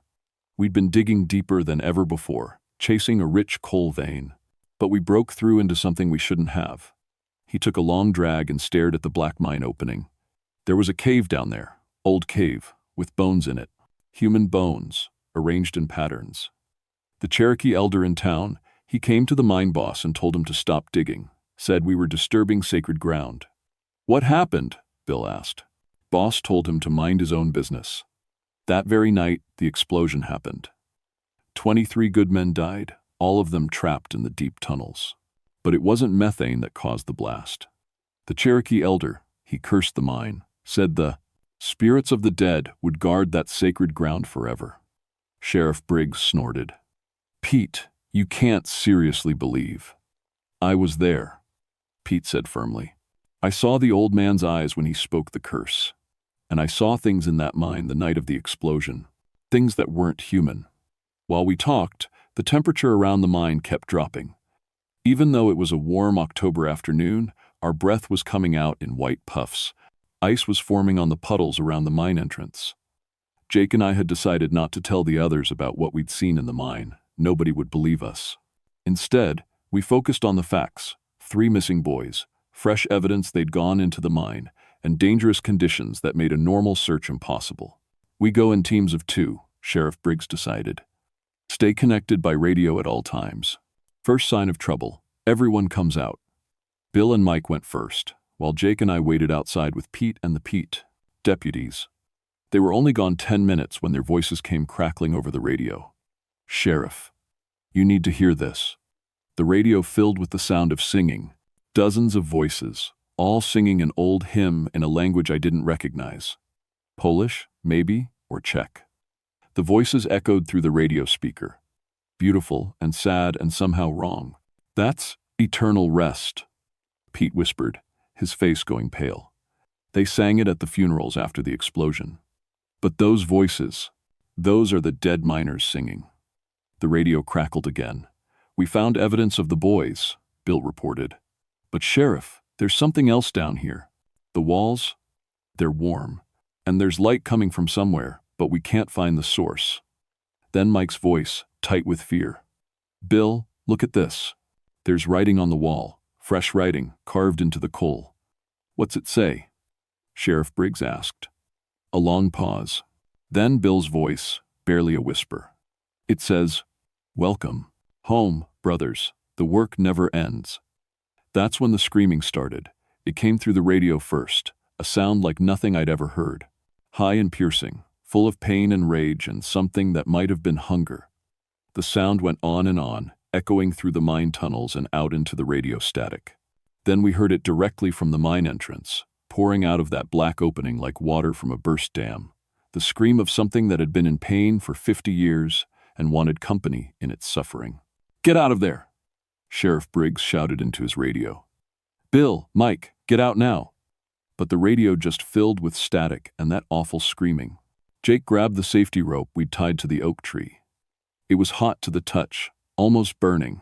As we watched, the rope began to smoke and char, like something was setting it on fire from the inside of the mine. "They're in trouble," Jake said, and before anyone could stop him, he was running toward the mine entrance.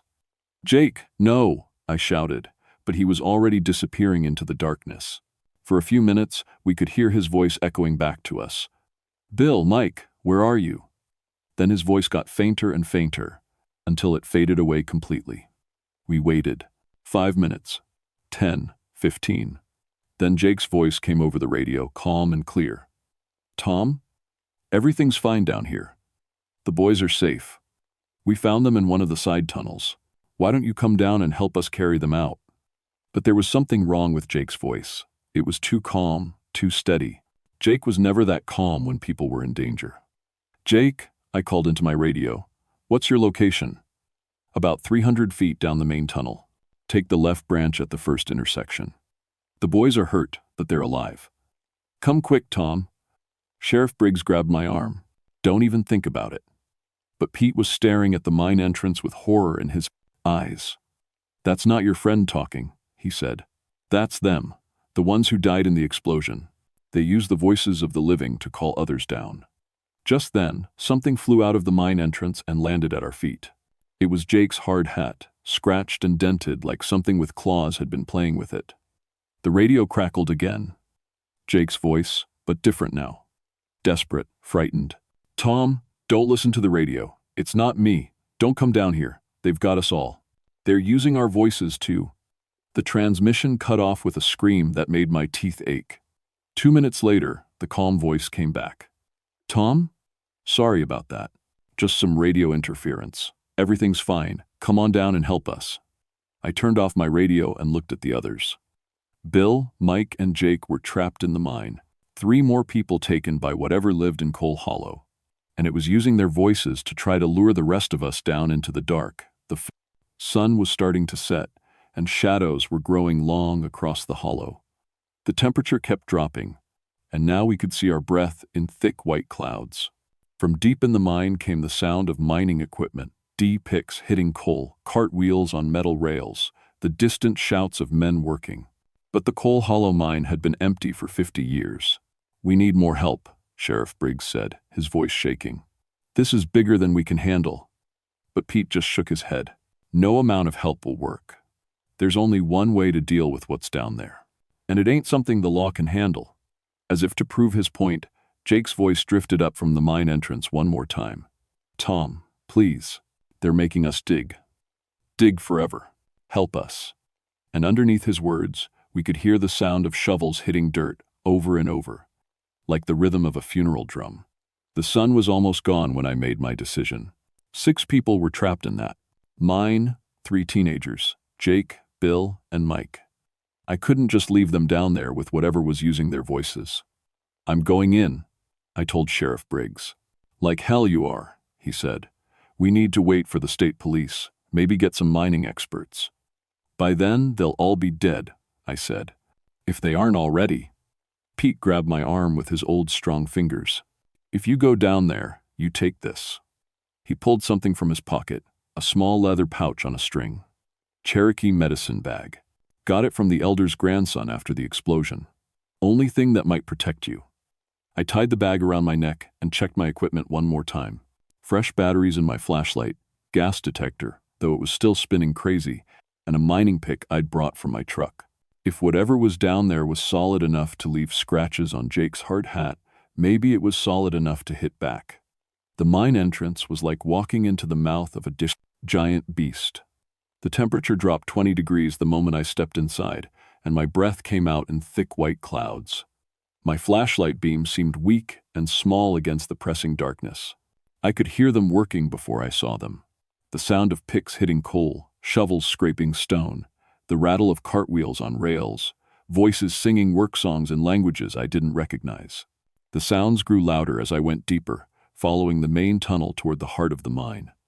300 feet in, I found the first body. It was Bill Sawyer, lying on his side next to the old rail tracks. His eyes were open, staring at nothing, and his face was burned in the pattern of handprints, like something made of fire had grabbed him and held on tight. But he was still breathing. Slow, shallow breaths that came out as white vapor in the freezing air. I knelt down and shook his shoulder. "Bill? Bill, can you hear me?" His eyes moved to focus on me, and his mouth opened like he was trying to speak, but no sound came out except a whisper of frozen air. That's when I realized the truth. Whatever was down here wasn't killing people. It was taking them, keeping them alive but not really living, making them part of the mine forever. I heard footsteps behind me and spun around, raising my flashlight. 3 figures walked toward me down the tunnel: Jake, Mike, and one of the missing teenagers. But they moved wrong, like puppets with loose strings, and their eyes glowed with that same blue fire I'd seen before. "Hello, Tom," Jake said, but his voice echoed from everywhere at once. "We've been waiting for you." "You're not Jake," I said, backing away. "I'm more Jake than Jake ever was," the thing said, smiling with Jake's face. "I have all his memories, all his feelings. I know he considered you his best friend. I know he trusted you completely." The fake Jake stepped closer, and I could see that his body was changing. His skin looked like it was made of coal dust and flame, shifting and flickering in the darkness. But his face stayed the same. My partner's face, wearing my partner's kind smile. "Where are the boys?" I demanded. "Safe," said the mic thing. "They're learning the work, just like we did. Just like you will." The teenager stepped forward, and I could see now that it wasn't one of the missing kids at all. This boy wore clothes from the 1920s, and his face had the gaunt look of someone who'd been underground too long. "My name was Stanislaw Kowalski," the boy said, "Pete's grandson. I died in the explosion when I was 16, but I never left the mine. None of us did." More figures emerged from the side tunnels, dozens of them, all wearing the faces of miners from 50 years ago. They carried picks and shovels, and their eyes burned with blue fire. "The Cherokee were right," the Stanislaw thing continued. "This ground is sacred. We disturbed something when we dug the deep tunnels, broke into burial caves that had been sealed for 1,000 years. The spirits of the Cherokee dead merged with the spirits of the miners who died in the explosion. We guard the sacred ground now," said fake Jake. and were always looking for new workers. I raised my mining pick, though I knew it wouldn't do much good against creatures made of fire and memory. Let them go. The boys, my friends, they don't belong here. Nobody leaves the mine, Tom, fake Jake said sadly. You know that. Once the mountain takes you, you're part of it forever. The temperature dropped even further, and ice began forming on the tunnel walls. My flashlight flickered, and in the dying light I could see the truth of what surrounded me. The tunnel stretched away in both directions, filled with the spirits of every person who'd ever died in Coal Hollow. Miners from the explosion, Cherokee warriors from centuries past, and now Jake, Bill, Mike, and the 3 teenagers, all of them trapped between life and death, forced to work forever in the dark. Join us, Tom, whispered a voice that might have been the Cherokee elder who'd cursed the mine. The sacred ground needs guardians. The dead need companions.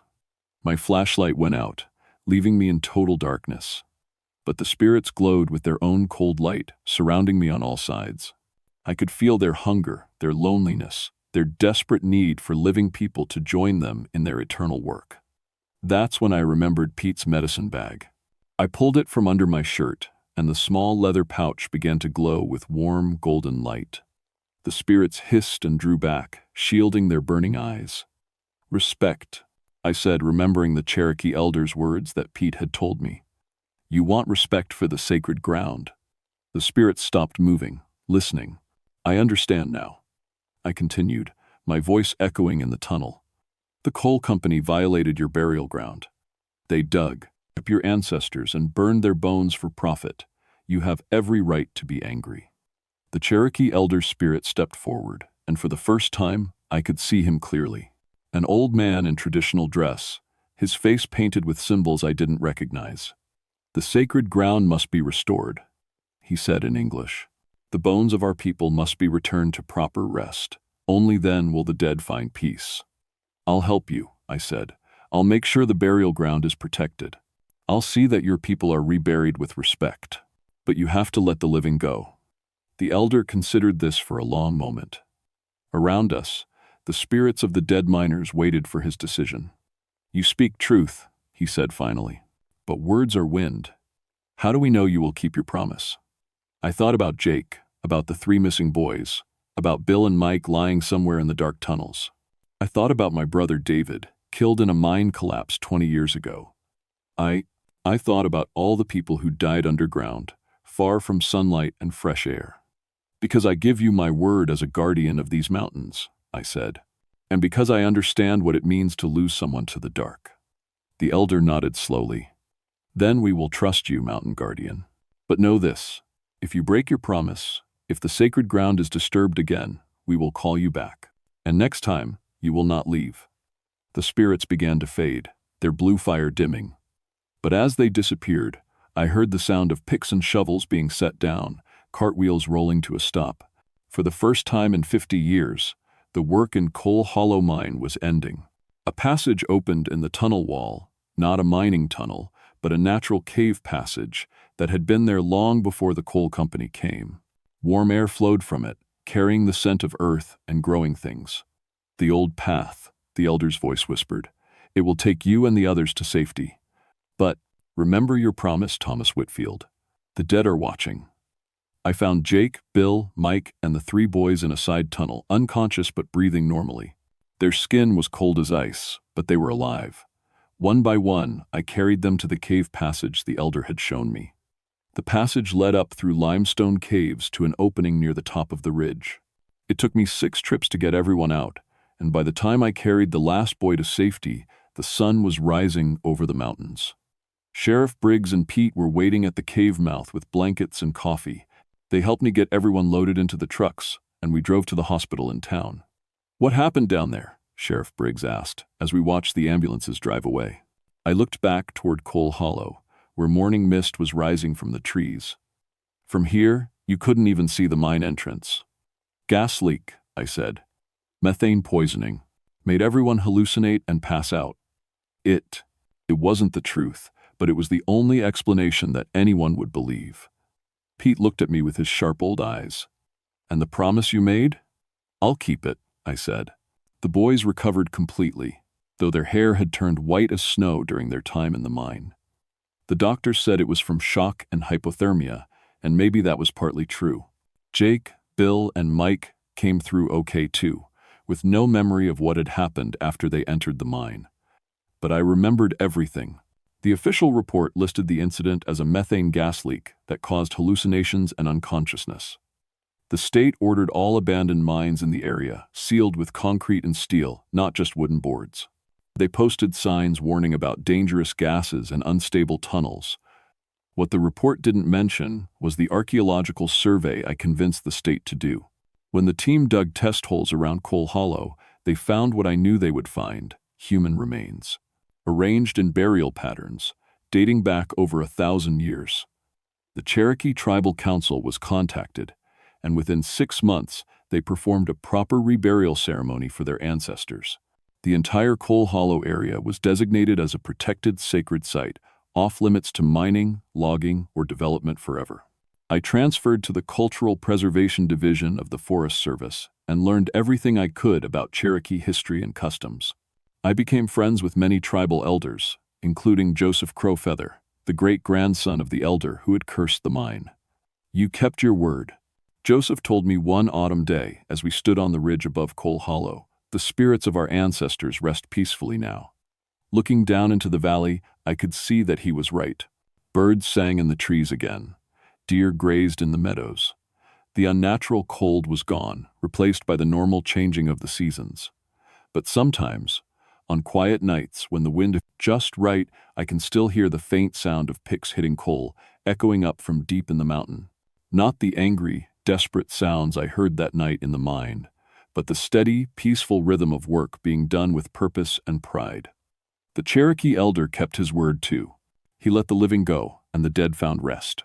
But his warning echoes in my mind whenever I'm called to investigate other abandoned mines in the region. If the sacred ground is disturbed again, we will call you back. Over the years, I've been called to 3 other mines where people disappeared or reported strange experiences. Each time, I found evidence of disturbed burial grounds or sacred sites. Each time, I was able to work with the tribal councils to restore proper respect to the ancient dead. I'm retiring next month after 31 years with the Forest Service. My replacement is a young woman named Sarah, smart and dedicated. I've been teaching her everything I know about mine safety, cultural preservation, and the importance of respecting the old places.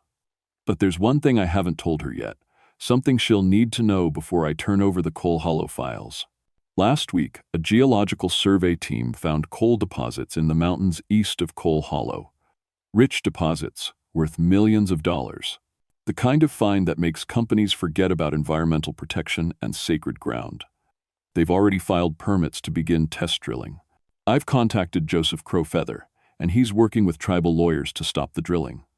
But lawyers and permits are slow things, and mining companies move fast when there's money to be made. So, I'm telling you this story, just in case.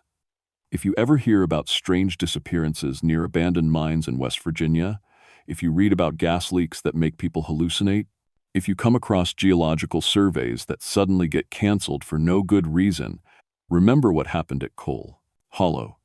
Some ground is sacred, some places are protected by more than laws and permits, and some promises, once made to the dead, must be kept forever. The Cherokee elder was right about one thing, Frayed, the dead are always watching, and they never forget. I still wear that medicine bag Pete gave me, even though the leather is cracked and faded now. Sometimes, when I'm working alone in the deep woods, I feel it grow warm against my chest. That's when I know the spirits are near, making sure I remember my promise. 3 nights ago, the bag grew warm again. Sarah radioed me from Coal Hollow, where she was checking on some damaged warning signs. Her voice was tight with confusion. "Tom, you need to see this. Someone's been digging near the old mine site. Fresh excavation, but no permits on file. And there's something else. I'm getting strange readings on my gas detector.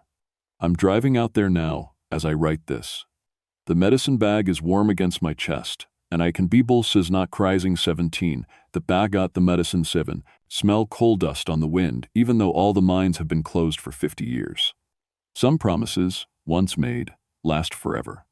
Some ground stays sacred, no matter what. And sometimes, the dead have to remind the living why.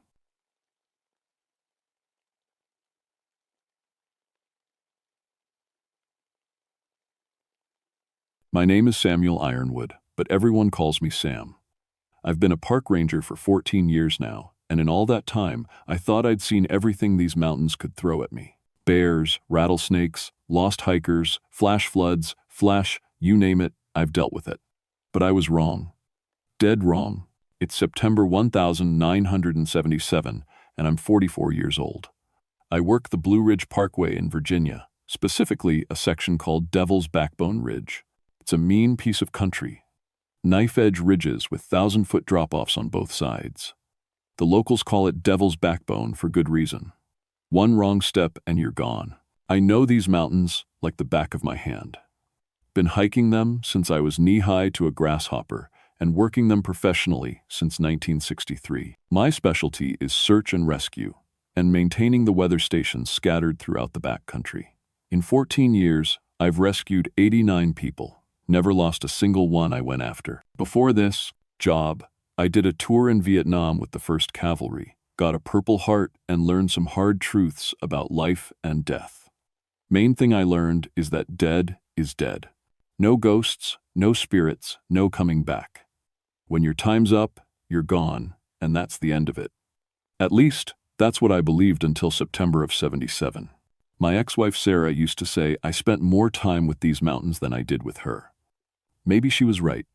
We divorced 3 years ago, and she took our 2 daughters back to Richmond. I see them once a month when I can get away. It's hard, but Sarah couldn't handle the isolation up here. Can't say I blame her. The weather station I'm talking about sits on the highest point of Devil's Backbone, about 4,200 feet up. It's a 6-hour hike from the nearest road, and that's if you know what you're doing. The trail winds through what we call laurel hells, dyed TMSD, thick patches of mountain laurel and rhododendron so dense you can barely push through them. The locals say those thickets are where lost souls hide. I always figured that was just mountain talk. The station itself is nothing fancy, just a small metal building with instruments that measure wind speed, temperature, and air pressure. Data gets radioed back to the National Weather Service twice a day. It's my job to hike up there once a week to check the equipment and make sure everything's working right. On September 15th, something went wrong with the station. The readings coming back didn't make sense. Temperature jumping 40 degrees in minutes, wind speed showing gusts during dead calm. Barometric pressure readings that looked like a hurricane was coming, but the sky was clear as glass. My supervisor, Pete Donovan, called me into his office that morning. Pete's been with the Park Service for 25 years, and he doesn't rattle easy. But he looked worried. "Sam, we need you to get up to Devil's Backbone and check that weather station," he said, sliding the data sheets across his desk. "These numbers are impossible." I looked at the papers. He was right. The readings made no sense. "Equipment malfunction," I said. "Probably moisture got into the electronics during that storm last week." "That's what I figure too. But we need to know for sure. Can you get up there today?" "Sure thing. Be back before dark." I should have known it wouldn't be that simple. Nothing ever is when Devil's Backbone is involved. I loaded my pack with the usual gear: radio, first aid kit, basic tools, extra batteries. The weather was perfect for hiking. September in the mountains is beautiful. Days around 70 degrees, nights dropping to 40. The leaves were just starting to turn, painting the ridges in reds and golds. The hike started normal enough. I've done it so many times I could probably do it blindfolded. First 2 hours take you through hardwood forest, then you start climbing through the laurel hells. After that, it's all exposed granite ridgeline to the weather station. But about 4 hours in, I noticed something was off. The woods were too quiet. No birds singing, no squirrels chattering, no insects buzzing. Even the wind had died down to nothing. In 14 years of hiking these mountains, I'd never heard silence like that. It felt wrong, like the whole mountain was holding its breath. That should have been my first warning. But I figured it was just one of those strange mountain days. Weather does funny things up high sometimes. I kept climbing, telling myself the equipment malfunction would be something simple, a loose wire or a blown fuse. I had no idea I was walking into something that would change everything I believed about life, death, and what lies between. The weather station sat on a flat granite shelf about 30 feet across, with the ridge dropping away into nothing on both sides. I'd been up there dozens of times, but something felt different as I approached. The air itself seemed thicker, harder to breathe, even though I was in good shape from all the hiking. The station looked normal from the outside. A metal box about the size of a phone booth, painted Forest Service green. But when I got close enough to read the instruments, my blood went cold. The thermometer read -10 degrees. I was standing there in shirt sleeves, feeling perfectly comfortable, and it said -10. That was impossible. But it got worse. The anemometer, that's the thing that measures wind speed, was spinning like crazy, showing gusts of 50 miles per hour. There wasn't even a breeze. I pulled out my own thermometer to double-check. It read 72 degrees. The station's thermometer still said -10. That made no sense at all. I opened the equipment box to check the wiring. Everything looked fine. No loose connections, no water damage, no blown fuses. The electronics were working perfectly. They were just giving impossible readings. That's when I tried to radio Pete. I pulled out my Motorola and keyed the mic. "Base, this is Ranger Ironwood at Devil's Backbone Station. Come in." Static. Nothing but static. I tried again. "Base, this is Sam. Radio check." More static, but underneath it, I could swear I heard something else. Something that sounded like crying. Very faint, but definitely there. I adjusted the frequency and tried again. The crying got louder. It was a woman's voice, distant and sad, like she was calling for someone. I clicked off the radio and listened to the mountain around me. Dead silence. Whatever I was hearing was coming through the radio, not from outside. That's when I noticed the footprints. They led from the weather station to the edge of the cliff, then just stopped. Woman's shoes, by the look of them, with a small heel. The prints were fresh, pressed into the morning dew that had settled on the granite. But I'd been the only person up here for weeks. I followed the prints to the cliff edge and looked down. Nothing but empty air and rocks 1,000 feet below. No way anyone could have climbed down there. The cliff face was sheer granite, smooth as glass. But someone had been here. The prints were too clear to ignore. I walked back to the weather station, thinking hard. Maybe another ranger had come up yesterday and I just hadn't been told. Maybe the prints were older than they looked. There had to be a logical explanation. That's when I saw the flowers, 3 small bunches of black-eyed Susans, laid carefully on a flat rock near the cliff edge. They were fresh, like they'd been picked that morning. But black-eyed Susans don't bloom in September. They're done by August. And even if they were still blooming somewhere, who would hike 6 hours up a mountain just to leave flowers on a rock? I picked up one of the bunches. The stems were cut clean, like someone had used scissors. The flowers were perfect, not a brown edge on any of them. Impossible as it was, they'd been picked recently. Under the flowers, someone had carved 3 small crosses into the granite. The carving looked old, weathered by years of mountain weather. I could just make out names. Johnny, Mary, Beth. A chill ran down my back that had nothing to do with the temperature. Something was very wrong here. I tried the radio again. This time the crying was clear as day. A woman's voice, calling out names. "Johnny, Mary, little Beth, where are you?" The voice seemed to come from everywhere and nowhere at once. I spun around, looking for the source, but I was alone on the ridge.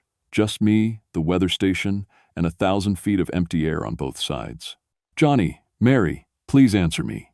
The crying was getting closer. Impossible as it seemed, it was coming from over the cliff edge, from the empty air itself. I backed away from the edge, my heart pounding. In Vietnam, I'd learned to trust my instincts when something felt wrong. Every instinct I had was screaming at me to get off that ridge and get off it now. But I had a job to do. I pulled out my notebook and started writing down everything I'd seen. The impossible temperature readings, the footprints, the flowers, the voices on the radio. Pete would want a full report. That's when the fog started rolling in. It came from nowhere, rising up from the valleys on both sides like smoke from a fire. But fog doesn't form that fast, and it doesn't move uphill against the wind. This fog was different. It moved with purpose, flowing around the weather station in perfect circles.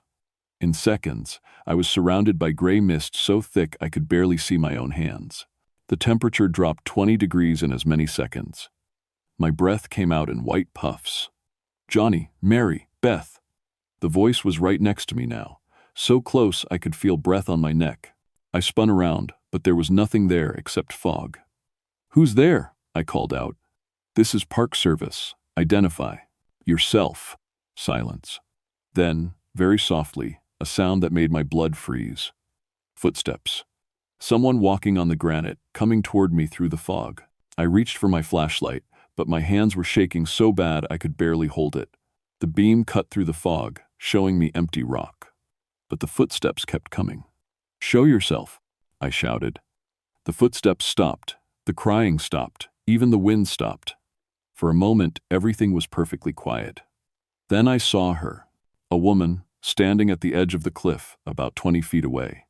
She was turned away from me, looking down into the valley. She wore a dress from the 1932, long sleeves, long skirt, the kind my grandmother used to wear. Her hair was long and dark, hanging loose around her shoulders. "Ma'am," I called out. "Are you all right?" She didn't answer. She just stood there, perfectly still, like she was listening for something. "Ma'am, you need to step away from the edge. It's not safe." Slowly, she turned toward me. And that's when I saw her face. She was young, maybe 30, but her eyes were old. Older than the mountains themselves. And she was see-through. I could see the cliff edge right through her body. We stared at each other for what felt like forever. Then she raised one arm and pointed down into the valley, her mouth moving like she was trying to tell me something, but no sound came out. I blinked, and she was gone. Just gone, like she'd never been there at all. The fog lifted as fast as it had come. The sun came out. The temperature went back to normal. My radio crackled to life. "Sam, this is Base. Come in." Pete's voice, clear as a bell. "Base, this is Sam. I'm at the weather station. How's it looking up there?" We lost radio contact for about 10 minutes. I looked around. The footprints were gone. The flowers were gone. The crosses carved in the rock were gone. Everything was back to normal, except for the weather station readings, which were still impossible. "Equipment malfunction," I said into the radio. "I'll need a full repair kit. The readings are all wrong." "Copy that. Can you fix it today?" I stared at the spot where the woman had been standing. "Negative. I need to come back with more gear. Maybe bring Mike Sullivan with me." "Sounds good. Head on back when you're ready." I packed up my gear and started down the trail, my mind racing. What had I seen up there? Heat exhaustion? Altitude sickness? Or something else entirely? One thing I knew for sure. I wasn't going back up there alone. The next morning, I was back in Pete's office with Mike Sullivan, another ranger who'd been with the service almost as long as me. Mike was a good man, steady and reliable. If anyone would believe what I'd seen, it would be him. But I didn't tell him about the woman. Not yet. I stuck to the facts. OB, the weather station malfunction, the radio problems, the strange fog. Mike listened, without comment, then nodded.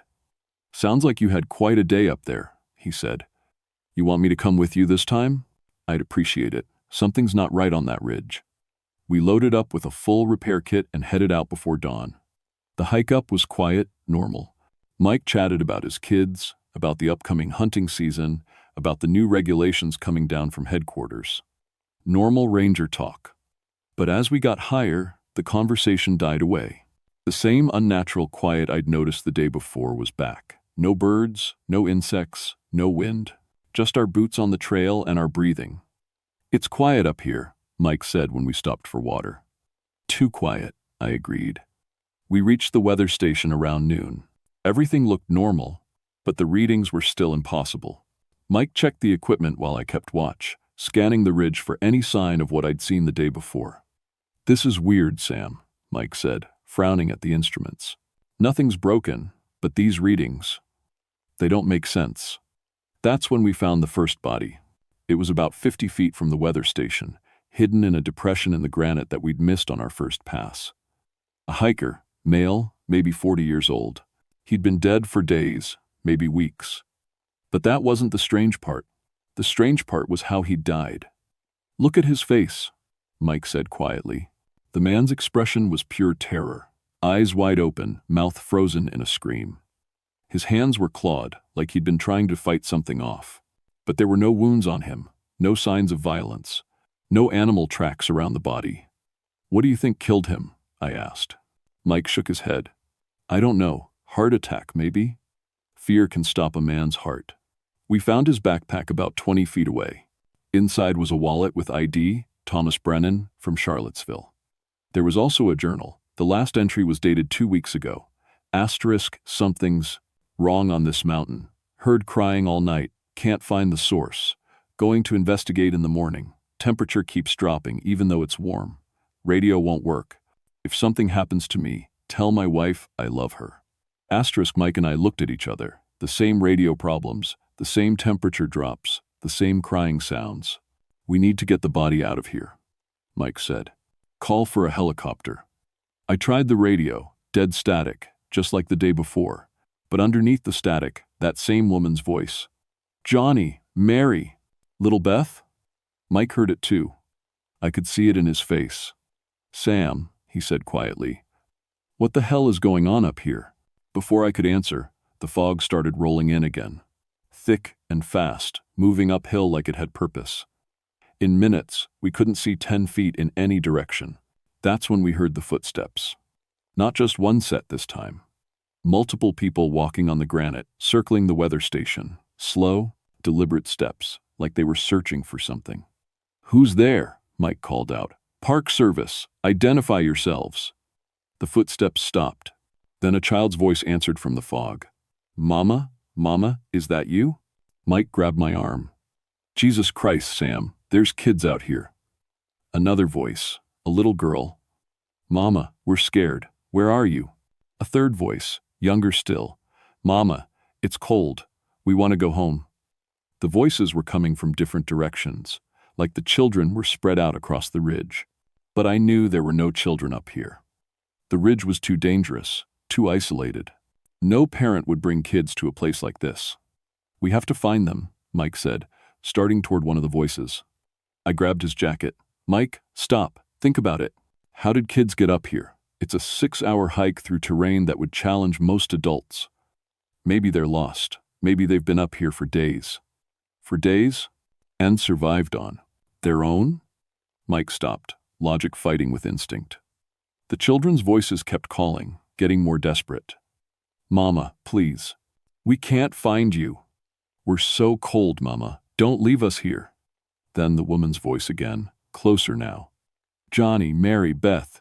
I'm coming. Mama's coming." And I saw her again. She came walking out of the fog, moving fast toward the cliff edge. Same 1,932nd dress. Same long, dark hair. But this time I could see her more clearly. She was young and pretty, but her face was wild with grief and terror. Her dress was torn, her hands bloody like she'd been clawing at rocks. She stopped at the cliff edge and looked down, calling, "Johnny, Mary, where are you? Answer me." "Ma'am," Mike shouted, "step away from the edge." She turned toward us, and I saw her eyes. They were the saddest things I'd ever seen, full of a pain so deep it made my chest hurt just to look at her. She pointed down into the valley and opened her mouth like she was trying to tell us something. But instead of words, what came out was a sound like wind through broken glass, a keening wail that seemed to come from the mountain itself. Mike stumbled backward. "What is she?" The woman raised both arms toward the sky, and the temperature dropped 30 degrees in seconds. Ice formed on the weather station equipment. Our breath came out in white clouds. The children's voices got louder, more desperate. "Mama, help us. We're falling, Mama. The water's so cold." And suddenly I understood. The names on the crosses, Johnny, Mary, Beth. The 1,932nd dress. The desperate searching. I'd heard this story before, told around campfires by local mountain families. The woman who lost her children in a flash flood back in 1934. Molly Weatherby. She'd searched these mountains for weeks, looking for their bodies. Never found them. They found her dead on this very ridge. Died calling their names. "Mike," I said quietly, "I think we need to leave, now." But it was too late. The fog was so thick now we couldn't see the trail. The temperature was still dropping, and the woman, Molly, was walking toward us, her mouth open in that terrible keening wail. Behind her, 3 small figures emerged from the fog. Children, translucent like their mother, their clothes dripping with water that shouldn't exist. "Mama," the little girl said, "why won't you come play with us?" Mike pulled out his flashlight, but the beam just scattered in the fog. "Sam, we need to get out of here." "Which way? We can't see the trail." The children were getting closer, reaching out with small, pale hands. Their eyes were black holes in their faces, deep as mountain pools. "Play with us," the oldest boy said. "Play with us forever." That's when Molly spoke, her voice like wind through bare trees. "Don't take them. Not these ones. They have families who love them." The children stopped, looking disappointed. "But, Mama," the little girl said, "we're so lonely." "I know, baby girl. I know. But these aren't the ones. These ones belong with the living." Molly looked at me, and for a moment her face was perfectly clear, perfectly human. "You have children," she said. "Love them, hold them. Don't let them go like I did." The fog started to lift. The temperature rose. The children faded back into nothing. Molly took one last look at us, then walked to the cliff edge and stepped off into empty air. As the fog cleared completely, Mike and I found ourselves alone on the ridge with Thomas Brennan's body and our own fear. "Did that really happen?" Mike asked, his voice barely a whisper. I looked at the weather station. The readings were normal now. All of them. "We need to get that body out of here," I said. "And we need to talk to someone who knows the history of this place." Because I had a feeling Molly Weatherby wasn't done with Devil's Backbone. And if more hikers came up here, they might not be as lucky as we were. That evening, we sat in Pete's office with Professor Elizabeth Hartwell from Appalachian State University. She was a small woman in her 60s who specialized in mountain folklore and local history. Pete had called her after Mike and I made our report, leaving out the supernatural parts, of course. "The Weatherby incident," he said, nodding. "September 1934. One of the saddest stories in these mountains." She opened an old leather portfolio and pulled out a yellowed newspaper clipping. The headline read, "Local woman dies searching for lost children." Molly Weatherby was 28 years old, Professor Hartwell continued. Her husband was away working in the mines. They lived in a cabin down in the valley with their 3 children, Johnny, age 8, Mary, age 6, and little Beth, who was only 4. I studied the newspaper photo. It was definitely the woman we'd seen on the ridge. "What happened to them?" Mike asked. Flash flood. September rains that year were the worst on record. The creek that ran by their cabin turned into a raging river overnight. When Molly woke up, the cabin was flooding and the children were gone, swept away in their sleep. The professor pulled out another clipping. This one showed rescue workers with boats and ropes. The whole community turned out to search. They found pieces of the cabin roof miles downstream, but no trace of the children. Molly refused to give up. She searched every day for 3 weeks, climbing higher and higher into the mountains, convinced they'd somehow survived and were hiding in the rocks. "Where did they find her body?" I asked, though I already knew the answer. "Right where your weather station sits now. Devil's Backbone Ridge." She'd climbed up there, calling their names, and the exposure got her. They say she was still calling for them when they found her. Professor Hartwell closed the portfolio. "The local families, they have stories about her. They say she never left the mountain, that she's still up there, still searching." Pete leaned back in his chair. "You don't believe in that kind of thing, do you, Professor?" She was quiet for a long moment. "I believe in the power of grief, Ranger Donovan, and I believe these mountains hold on to things longer than they should." That night, I couldn't sleep. I kept thinking about Molly's words. "You have children, love them, hold them. Don't let them go like I did." I hadn't seen my daughters in 6 weeks. Work had kept me busy, and the drive to Richmond seemed to get longer every time. Sarah was always polite when I called, but I could hear the distance in her voice. The girls were growing up without me. At 3 in the morning, my radio crackled to life. It was the automated weather station on Devil's Backbone, transmitting its scheduled report. But the data was impossible again. Temperature readings jumping from 90 degrees to below 0. Wind speeds that would knock down trees. barometric pressure that looked like the end of the world. And underneath the data transmission, very faint, I could hear crying. I got dressed and drove to the ranger station. The duty officer, a young ranger named Dave Cooper, looked worried. "Sam, thank God you're here. That weather station on Devil's Backbone has been transmitting crazy data all night. And there's something else." He led me to the radio equipment. "We've been getting distress calls. Hikers reporting they're lost on the ridge, asking for help. But when we try to respond, there's no one there." He played back a recording. "Mayday, Mayday, this is Thomas Brennan. I'm lost on Devil's Backbone Ridge. Something's hunting me. Please send help. Thomas Brennan," the hiker whose body we'd found. "When was this recorded?" I asked. 20 minutes ago." My blood went cold.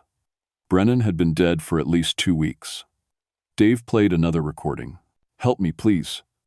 I can hear children crying, but I can't find them. The fog is so thick. I'm scared. Please help." A woman's voice, terrified and desperate. "That one came in an hour ago," Dave said. "We've gotten 6 calls like this since midnight, all from the same location." I looked at the radio logs. All the calls were coming from Devil's Backbone Ridge. All from people who were either dead or had never existed. "Dave, I need you to call all the other ranger stations. See if anyone's missing hikers in that area." While he made calls, I studied the weather data. The pattern was getting worse. Whatever was happening on that ridge was building towards something. Dave hung up the phone, his face pale. "Sam, there are no missing hikers." "None. But 3 other stations have gotten similar calls tonight, all from Devil's Backbone area." That's when I understood. Molly wasn't just searching for her own children anymore. She was trying to warn people away from the ridge. The fake distress calls, the impossible weather data, I drove her. It was all her way of saying danger. But what was the danger? I drove back to my cabin and pulled out my maps of Devil's Backbone Ridge.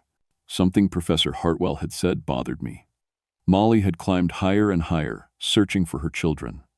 But if they'd been swept away by floodwater, why look on the highest ridge? Unless she knew something the rescue workers didn't. I studied the topographical maps, tracing the creek that had flooded in 1934. It flowed east through the valley, then stopped. According to the map, the creek just ended at the base of Devil's Backbone. That made no sense. Water doesn't just stop flowing, it has to go somewhere. I pulled out older maps, geological surveys from the 1922. There it was. The creek continued underground, flowing through limestone caves that ran directly under Devil's Backbone Ridge. The children hadn't been swept downstream, they'd been pulled into an underground river system. And if Molly had figured that out, I grabbed my gear and headed for the ridge. If I was right, there was a cave system under the weather station. And if Molly's children were still down there, still trapped after 43 years, that would explain everything.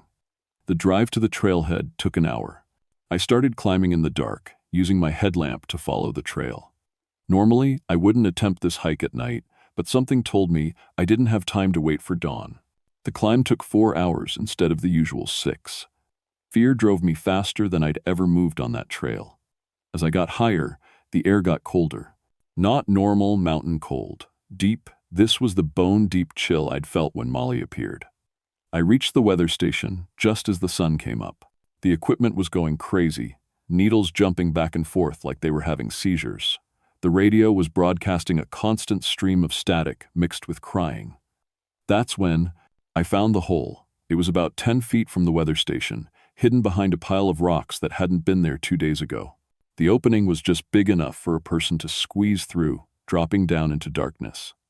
I tied a rope to the weather station and rappelled down into the hole. 30 feet down, I landed in a large limestone cave. My flashlight beam revealed an underground stream running through the cavern. And there, against the far wall, I found what Molly had been searching for. 3 small skeletons, still dressed in 1930 children's clothes. They'd been swept into this cave during the flood and trapped when the entrance collapsed. For 43 years, they'd been down here in the dark while their mothers searched the mountain above. I knelt beside the small bones, my heart breaking for a woman who died without knowing how close she'd come to finding them. "I found them, Molly," I said to the darkness. "Your babies are here." The cave, filled with light, though I couldn't see a source. The temperature rose to comfortable warmth, and then I heard her voice, clear and peaceful for the first time. "Thank you." When I climbed back up to the ridge, the weather station was transmitting normal data. The impossible readings were gone. The radio static had stopped. But I knew Molly wasn't gone. She was finally at peace, reunited with her children. The protective spirit that had guarded Devil's Backbone for 43 years could finally rest. I radioed base camp and reported finding the cave system. It would take a team of experts to properly recover the remains and get them to a decent burial. But at least now the Weatherby family could have closure. As I started back down the trail, I thought about Molly's words. Love them, hold them, don't let them go. I pulled out my radio and called my ex-wife. "Sarah? It's Sam. Is it too early to call?" "Sam, it's 6 in the morning. Is everything okay?" "I'm fine. I wanted to ask if I could take the girls this weekend. I know it's not my scheduled time, but I miss them." There was a pause. Then, "They miss you too, Sam. Of course you can take them." "Thanks. And Sarah, I'm sorry. For everything. For putting the job first. For not being there. I know you are. We'll see you this weekend." As I walked down the mountain, I thought I heard children laughing somewhere in the distance. Happy sounds, finally. The sound of children playing with their mother, free from the darkness that had held them for so long. The recovery team reached Devil's Backbone 3 days later. Professor Hartwell came with them, along with specialists from the state medical examiner's office. They confirmed what I'd found, the remains of 3 children trapped in the cave system since the 1934 flood. The local newspaper ran the story with the headline, "40-Year Mystery Solved." They interviewed surviving members of the Weatherby family, distant cousins who'd grown up hearing stories about the lost children. There would finally be a proper burial. The weather station was relocated to a safer spot half a mile north. The Park Service decided the original location was too geologically unstable after we discovered the cave system underneath. They were right about that, though they didn't know the real reason the equipment had been malfunctioning. Mike and I never talked about what we'd seen on the ridge, not officially. But sometimes, late at night in the ranger station, he'd ask me if I thought she was really gone. She found what she was looking for. I'd tell him, she can rest now. But I wasn't completely sure about that. 2 weeks after the children's burial, I was working late in my office when the radio crackled. It was the new weather station on Devil's Backbone, transmitting normal data. But at the end of the transmission, I heard something that made me smile. A woman's voice, peaceful, and content. "Thank you." Just those 2 words, then silence. I think Molly wanted me to know she was okay, that she was finally with her children, wherever spirits go when their earthly business is finished. The weekend visits with my daughters became regular after that. Then every other weekend. Then, 6 months later, Sarah asked if I wanted to move back to Richmond. "The girls need their father," she said, "and maybe I need my husband back." I transferred to a ranger position at Richmond National Battlefield Park. It's not the mountains, but it's honest work, and I'm home every night for dinner. We're taking it slow, Sarah and I, but we're trying again. The mountains will always be in my blood. I go back to Devil's Backbone sometimes, just to check on things. The ridge is quiet now, peaceful in a way it wasn't before. Hikers report beautiful sunrises and perfect weather, the kind of place that makes you grateful to be alive.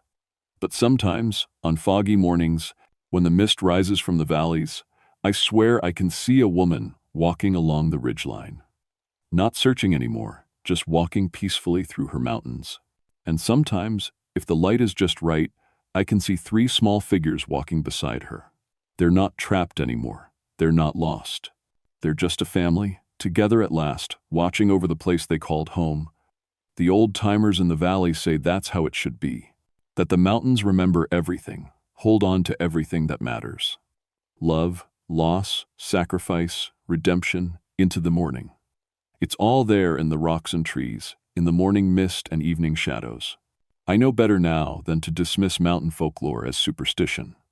Those stories exist for a reason.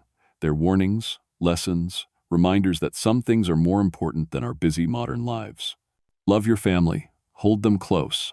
Don't wait for tomorrow to tell them what they mean to you, because sometimes tomorrow doesn't come. And if you're lucky, if you love deeply enough, maybe you get a second chance to do things right. That's what Molly Weatherby taught me on Devil's Backbone Ridge. That love is stronger than death, that some bonds can't be broken by time or tragedy, and that sometimes the dead stay behind not to haunt us, but to protect us, to guide us, to remind us what really matters in this short life we're given. I still hear her sometimes, on quiet mountain nights when the wind blows just right. Not crying anymore, singing a mother's lullaby, drifting down from the high ridges where the spirits keep watch, the mountains remember. And so do I.